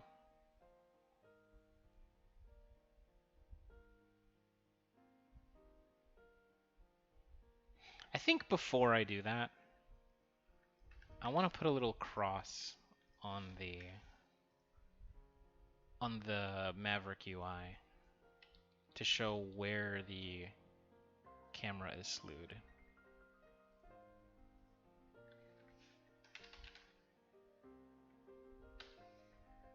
So normally, actually I just want this again.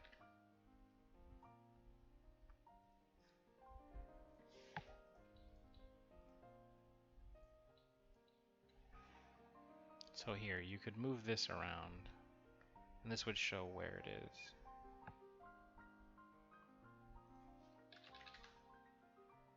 Is 10 too small?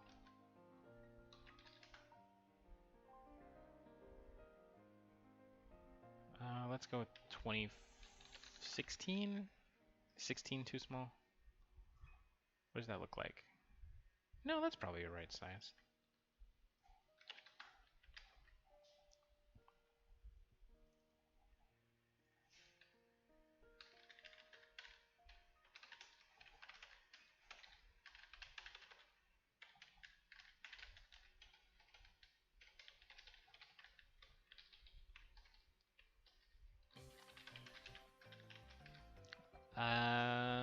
What would you be setting? You want to be setting angles.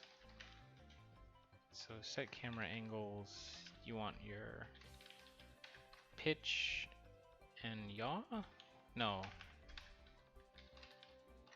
Azimuth and elevation.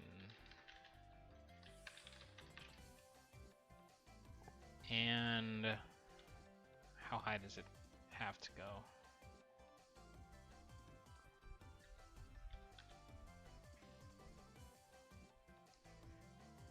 What do we want the limits to be?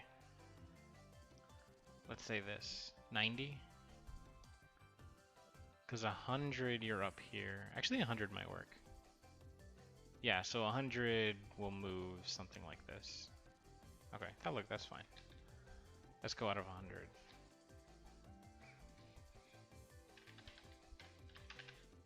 Dot.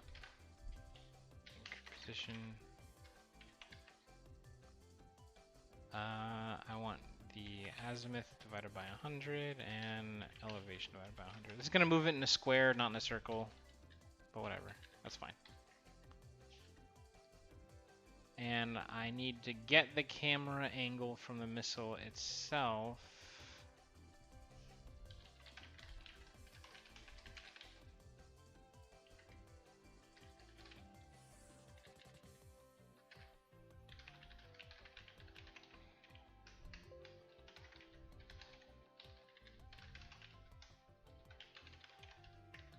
Okay.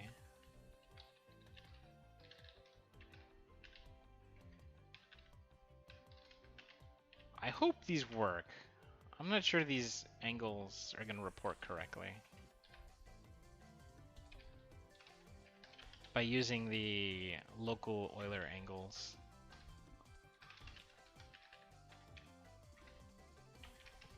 It's probably the X.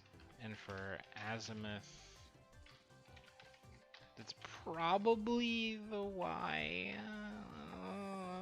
Actually, no, I think it's the other way around. X is pitch, Y is yaw. Okay.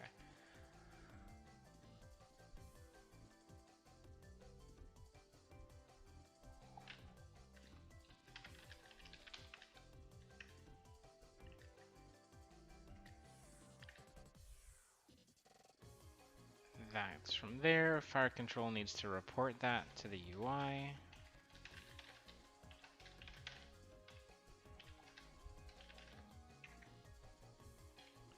Angle, it's azimuth and pitch. I can get that from the missile.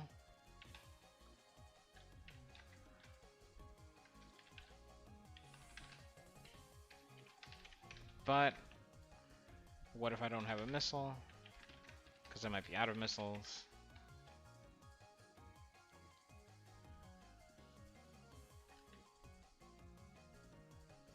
So I should have a cross. Yeah, look at that. But it's always the, oh, okay. It's kind of there. I need to be able to move the missiles around and make sure that's working. So I'm just gonna stick them on the camera.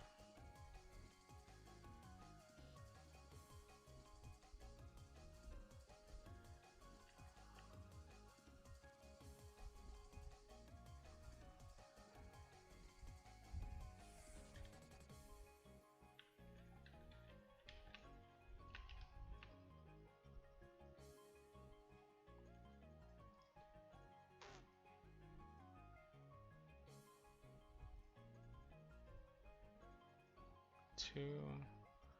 Let's move 3 over here. What does that look like? Oh, they're too low.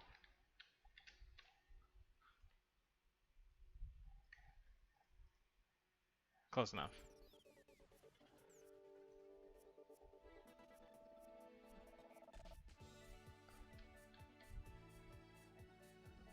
Let me disable the trails before they fire.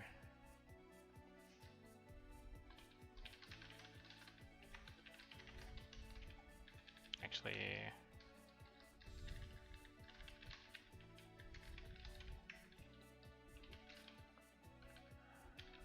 do that.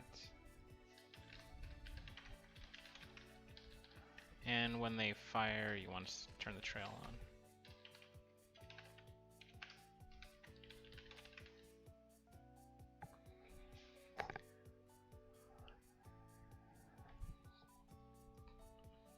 Yeah. Forgot to assign it. Fail loudly. Just let it crash. The way you catch those errors right away. So it kinda works. It's doing something, that cross. So this cross should be showing where the camera is. It kinda works.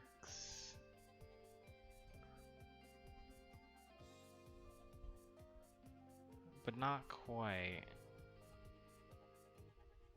So if I point this way, it should have a large value in the azimuth.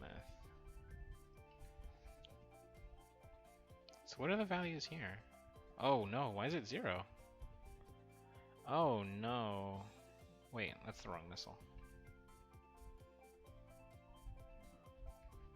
Here, this one's active. So it's showing an elevation of 300, which is not right. I think these have backwards. I think these are... But it's 300.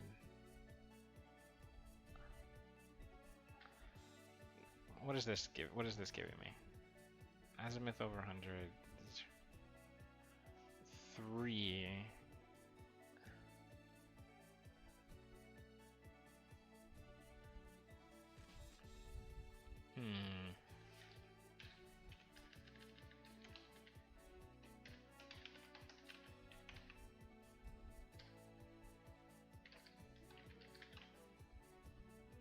Oh, I wish I had my crap. Let's just keep it simple. But I think the axes are backwards. The only thing the cross... Yeah, the problem is... Yeah, it's not going to be right. Because the... what Unity reports as the angles... It's not going to be what you want. It'll... It's really just for your convenience. Just to see it. Versus use it for code. Because what's going to happen is you're going to get... It goes... Like, what does it do? It'll go from 0, and instead of going to 360, it'll say, like, -1. Or sometimes it'll say -1, sometimes it'll say 359. It's pretty arbitrary. I remember I wrote code a long time ago to compensate for that, but that's... I feel like you shouldn't be relying on that. That felt like a bug.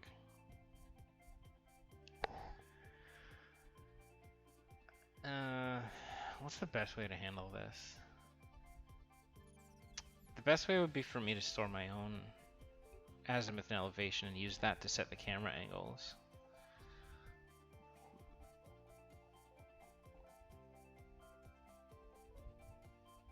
Oh, that's one. This is it's starting to dip into the kind of thing that I don't think I want to do here, because that's gonna get really involved.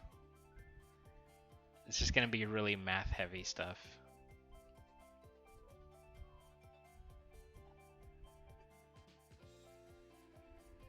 And same with slewing. I'm starting to wonder if slewing I maybe shouldn't do. Or just not something I do in the stream, because this has already been going for how long actually? I don't even know how to check how long I've been streaming. Oh, here we go. 2 hours. This has already been going on for 2 hours. I might just call it here. And I'm gonna put the code on GitHub anyway. So I might update it later with some kind of slewing mechanism. Because the more I think about how to handle slewing, it's going to involve going between different modes. You're going to want to... You're going to want to have the targeting changed around to be not just a hard target. Though I guess you could limit it to being just a hard target. Like, let's say your Slew raycast puts it on top of a target, then it just automatically snaps the target, which is kind of realistic because the real Mavericks do that. You can't actually slew Mavericks around the way I'm kind of pretending you can. As soon as they figure out something they can lock onto, they just snap to it. At least that's what they do in Sims anyway.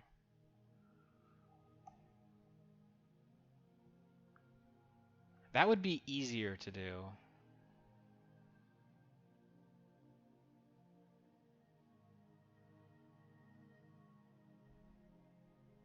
That would be easier to do than what I'm thinking of, where you can kind of slew it onto anything, and it'll just lock onto whatever you leave it. But that's still going to involve raycasting. It's a question of how quickly can I do it.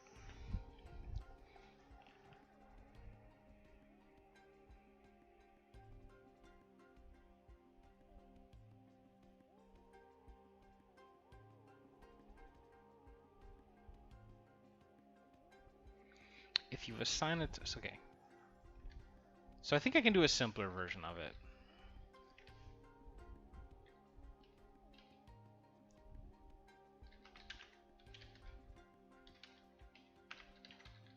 So there has to be like a is locked, but is locked would probably just be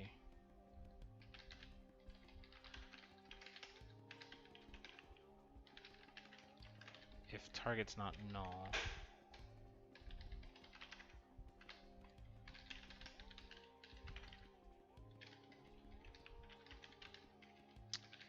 And I guess you would do this. If something, if as soon as it locks onto something, that's when you need to stop slewing. So I'm gonna change target to a function.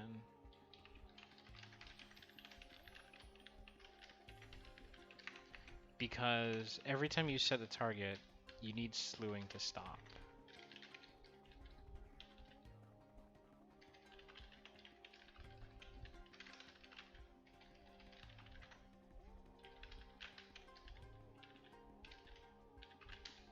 That become this.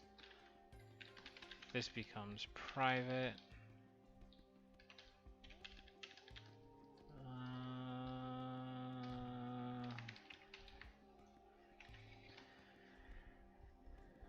So now instead this becomes set target.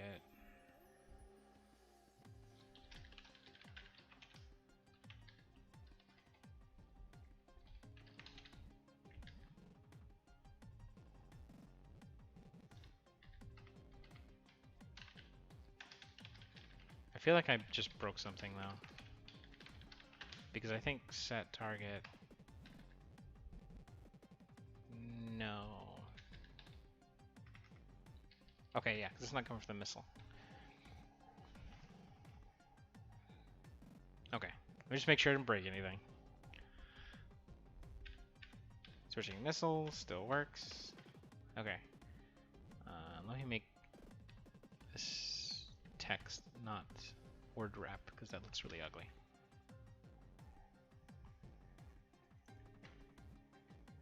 Whoa! Whoa!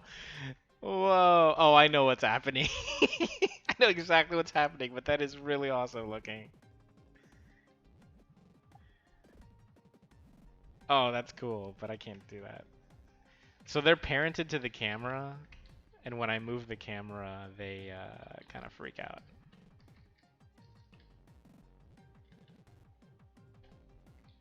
Here. Make sure they get unparented. That way they don't react to me moving the camera.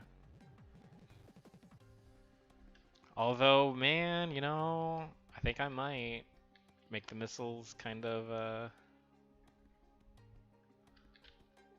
Robotech around.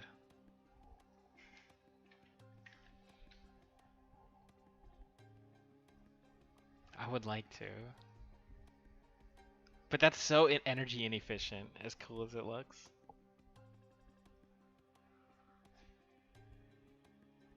Okay. That'll automatically stop slewing it. But if you're slewing, and this is just going to be left-right input.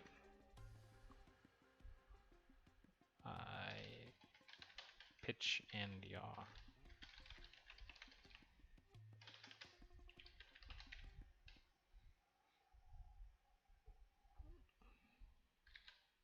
I did do the Macross style missiles for arcade because in arcade I did not have to think about what was realistic or not, and I love those missiles. I think it's way more fun than just a missile that flies straight.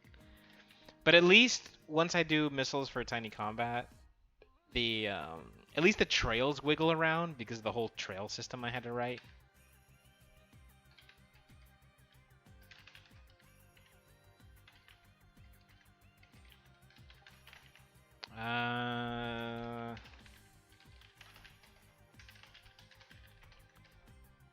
I don't know what this number means.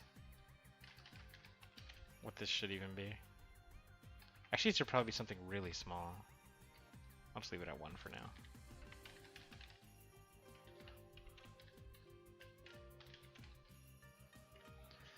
So that way the camera slews around.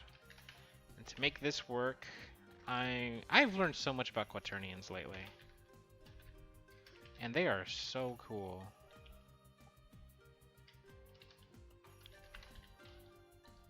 It's only taken me like 6 years to figure this stuff out.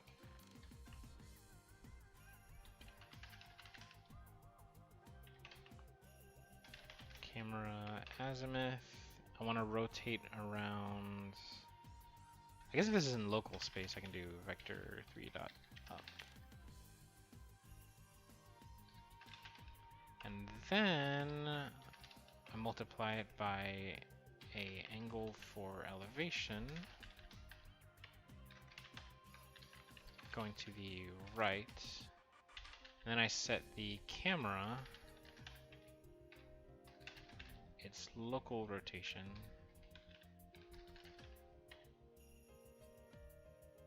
to this quaternion. That should work, I think. Hopefully. I don't know. Maybe. I need arrow keys.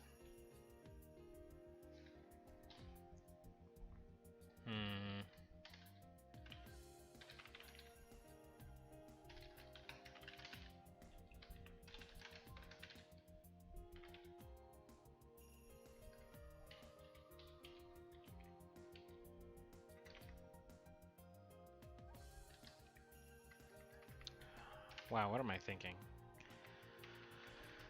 Right. Should be 0, and up should be 0.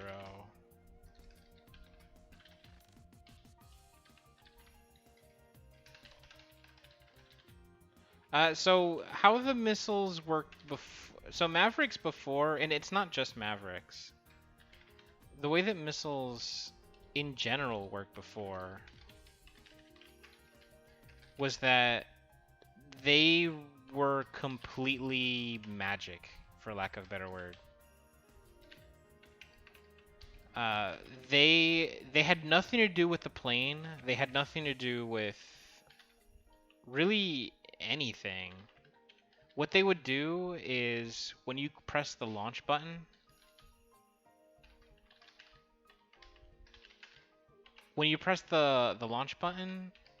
they would automatically just go through the list of every single target in the world, and whatever was the closest thing, they would lock onto and they would just track with no there are no sensors involved, no anything. It was just magic. And that was something that was always meant to be replaced.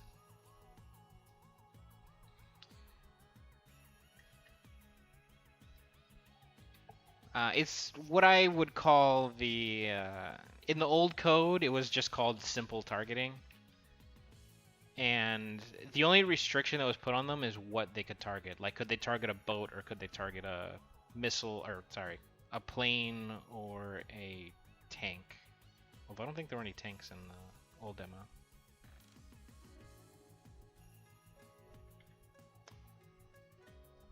Yeah, and they had complete unlimited range. They were just magic. They just homed in on whatever the game said they could home into.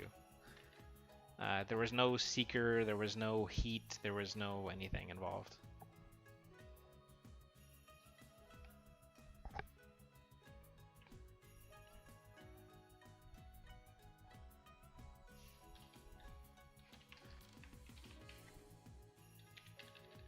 Maybe I should put this in a function, because this is gonna be busy.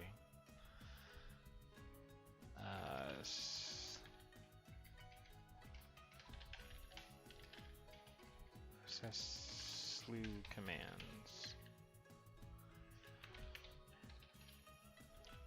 Actually, you only care about doing this if you have a missile at all. Well, why is it static?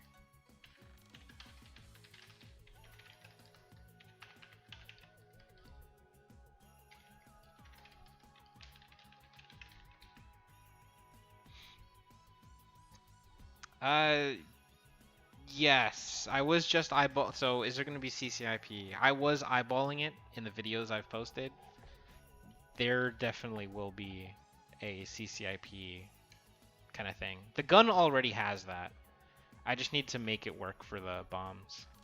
I still needed, so the HUD still needs another, probably a few passes. And one of the things it still needs is it needs to show what weapon you have selected and change the HUD around a little bit depending on what you have. So when you have like a bomb selected, the CCIP, like that crosshair that's already on the screen, maybe it'll be a different kind of crosshair, but it needs to show where the bomb is going. Because I definitely want people to be able to aim bombs, because especially on the Harrier, maybe on an older plane, maybe that kind of HUD wouldn't have it. Although it honestly it probably still would, not in real life, but in the game. I think having that guide is really handy, and it's leave it up to player skill to land the bomb, and I guess you could also argue there's skill in being able to eyeball it. I mean, that's how it was in Battlefield 1942, and then that's how it used to be before all these fancy radar-guided control systems.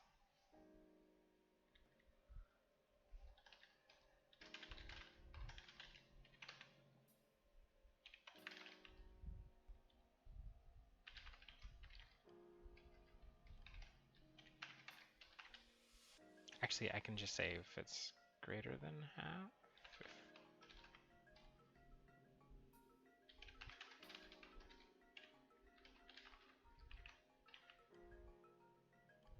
Let's just do 1. Who cares? Or method the apps up. So if there's any input detected, then slew the camera.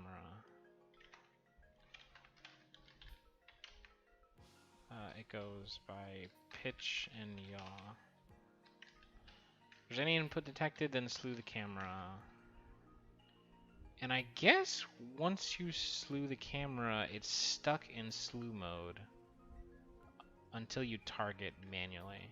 Then that'll override whatever the slewing is. No multiplayer. I mean, it's one of those things that I would love to do, but it's hard enough getting the game working single player. Multiplayer makes everything dramatically more complex, and it's not going to happen.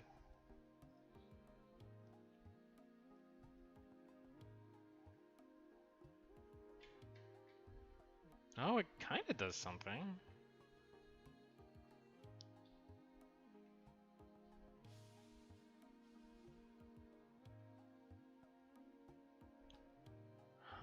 Something is setting the... I know what's... something is setting the... Here, this. Let's just turn that off.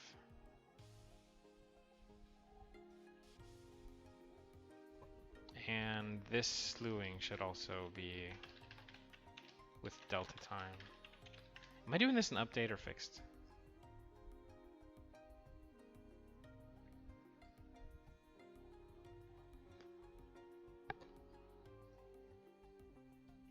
Why is it resetting like that?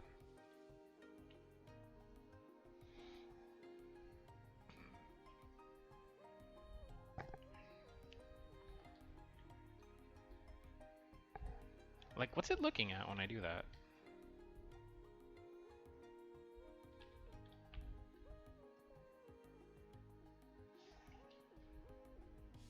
Oh, I know oh, okay. I know exactly what's going on. As soon as I let go, it's automatically pointing the target at the camera. Because when you slew the camera, it should lose the target. Like that. But... oh crap, I'm gonna have to do the math for that. You would ideally want it to maintain whatever slew it had when it looked at the target.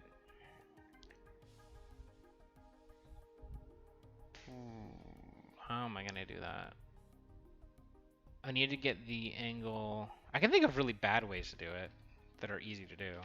So I think I'm gonna do that. Alright, there's gonna be a lot of vector math. Unless somebody knows a better way to do this. I need to get the elevation and azimuth, or the pitch and yaw, out of the camera in angles that are actually usable. My usual method for this, and this is kind of the method I use in the gun turrets, is I take the target vector.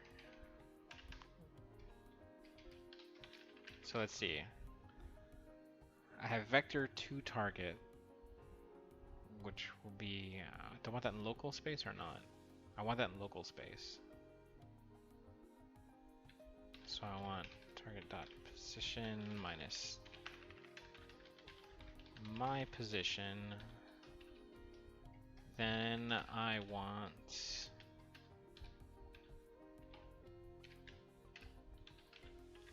that in local space. Form inverse. World to local. I want that in local space. So I have vector to the target in local space. If I get... do I need to flatten it to get this? I do need to flatten it. So if I want the vertical component of this only, then I want to zero out the X. And then if I do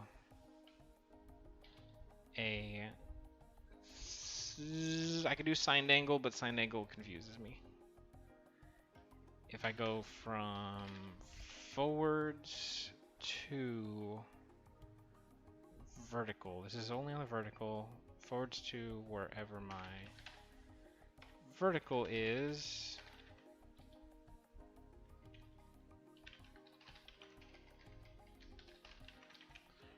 That'll give me the azimuth. And then if I do the same thing for the horizontal, and for the horizontal, you want to zero out the y-axis.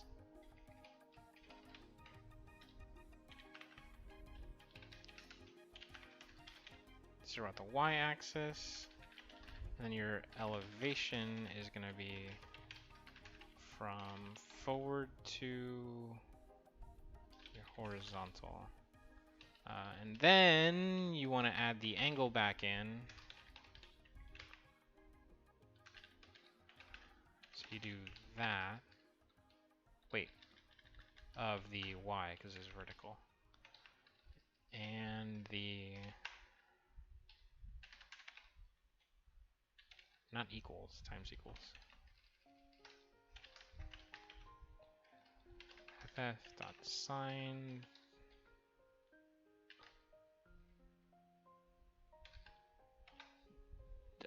and the sine of the horizontal would be on the x, and this should also be to target.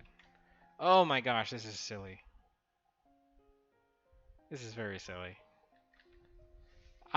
There has to be a better way than doing this to get elevation and angle out of these things, but I can't think of a simpler way to do this.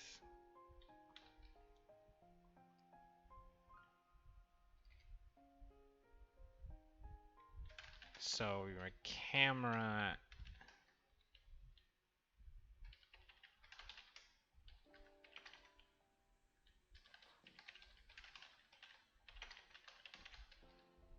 oh my gosh. Okay, so all of this code, I'm gonna actually put a comment here.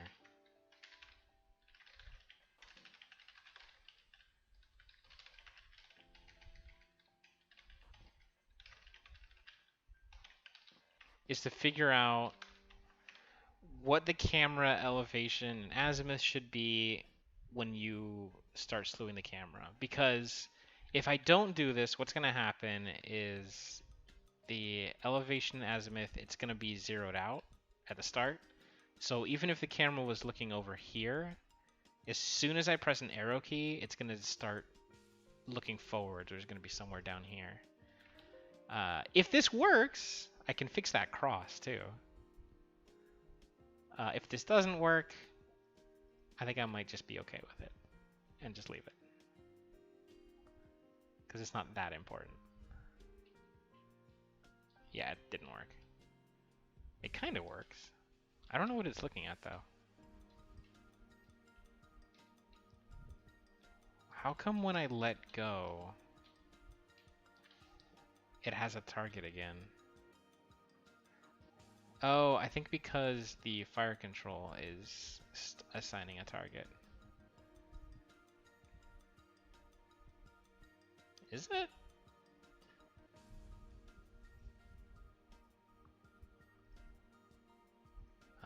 When you start, when you cycle target, and when you're ready are the only times it does. So if I'm slewing, I should set target to null. And so here for the camera, oh, here we go. I gotta disable that.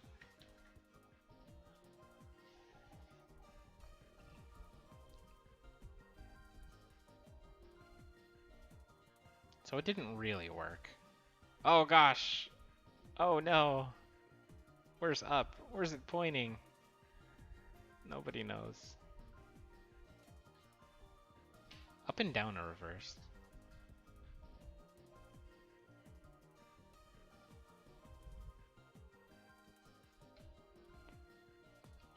Okay, I need to speed that up. And then reverse the pitch.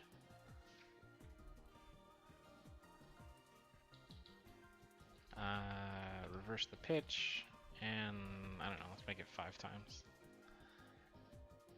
And why is it angled like that? Why does it have a roll?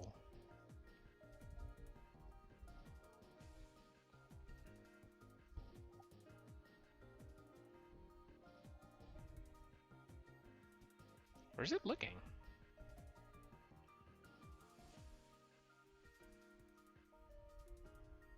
I mean, yeah, the cool thing is the cross works now. Oh, but the cross is reversed.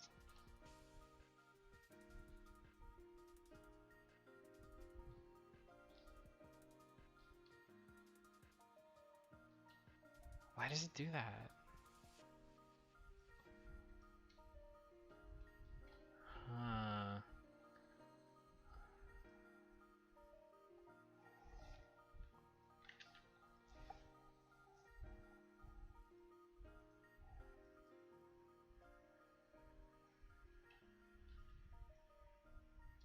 Okay, so this cross works. So if I point it here, it should be centered. If I point it up, this is reversed. I need to, okay. The pitch is reversed on both of them. So do that.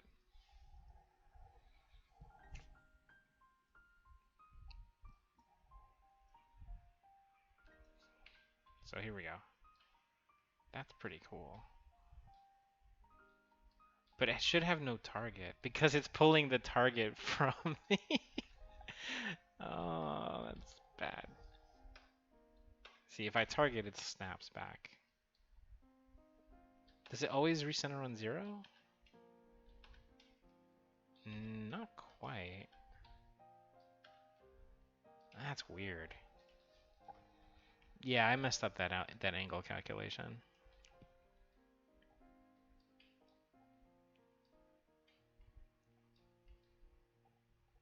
Oh man. Okay, so to make this work good, I need to do a ray cast to see if it hits a thing. The thing is, how do I know I hit a target? Oh gosh. Yeah, I'm realizing this is gonna get a lot more complicated. Because now I need to know that I hit a target. Something that counts as a target.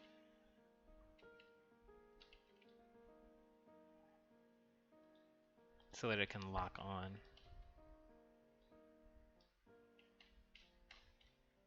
But how does it know it hit a target?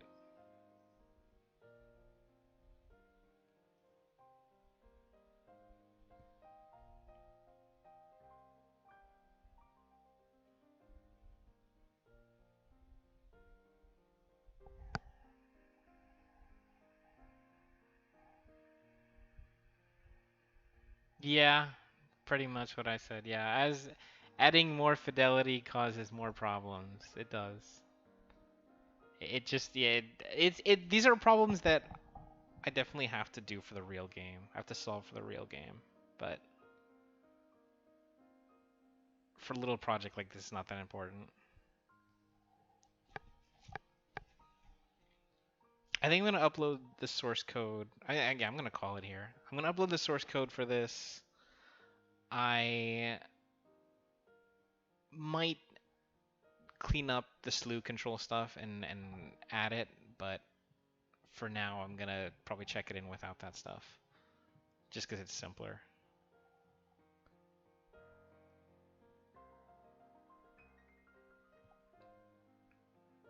Yeah, that's what I'm gonna do.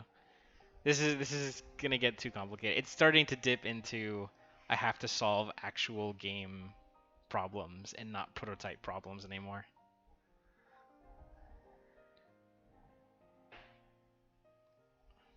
But yeah, that's gonna do it. This was almost on a whim. I have streamed before, but never on YouTube. I was kind of curious what YouTube was like. Um, I have more subscribers than I thought on YouTube, so I was kind of shocked that people showed up, even though I didn't say anything. I was gonna make a post on Twitter about it, but I actually forgot to. And I actually didn't really mean to go this long, but yeah, it was still pretty cool. I think I might also do streams of me working on the maps because the maps are kind of a simple, straightforward, kind of comfy thing to work on. It's also very visual, so it's nice to. It's more interesting to watch than me opening Visual Studio and just coding things. And anything I stream, I probably want it to be something you can actually see. Because a lot of the work I do is just pure code. And I enjoy it, but I don't think it's very interesting to watch.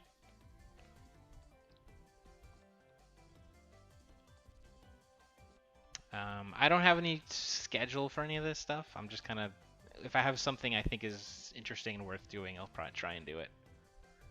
But yeah, that's going to be it. Thank you everybody for coming. I'm surprised that so many people even showed up. It was a pretty good time.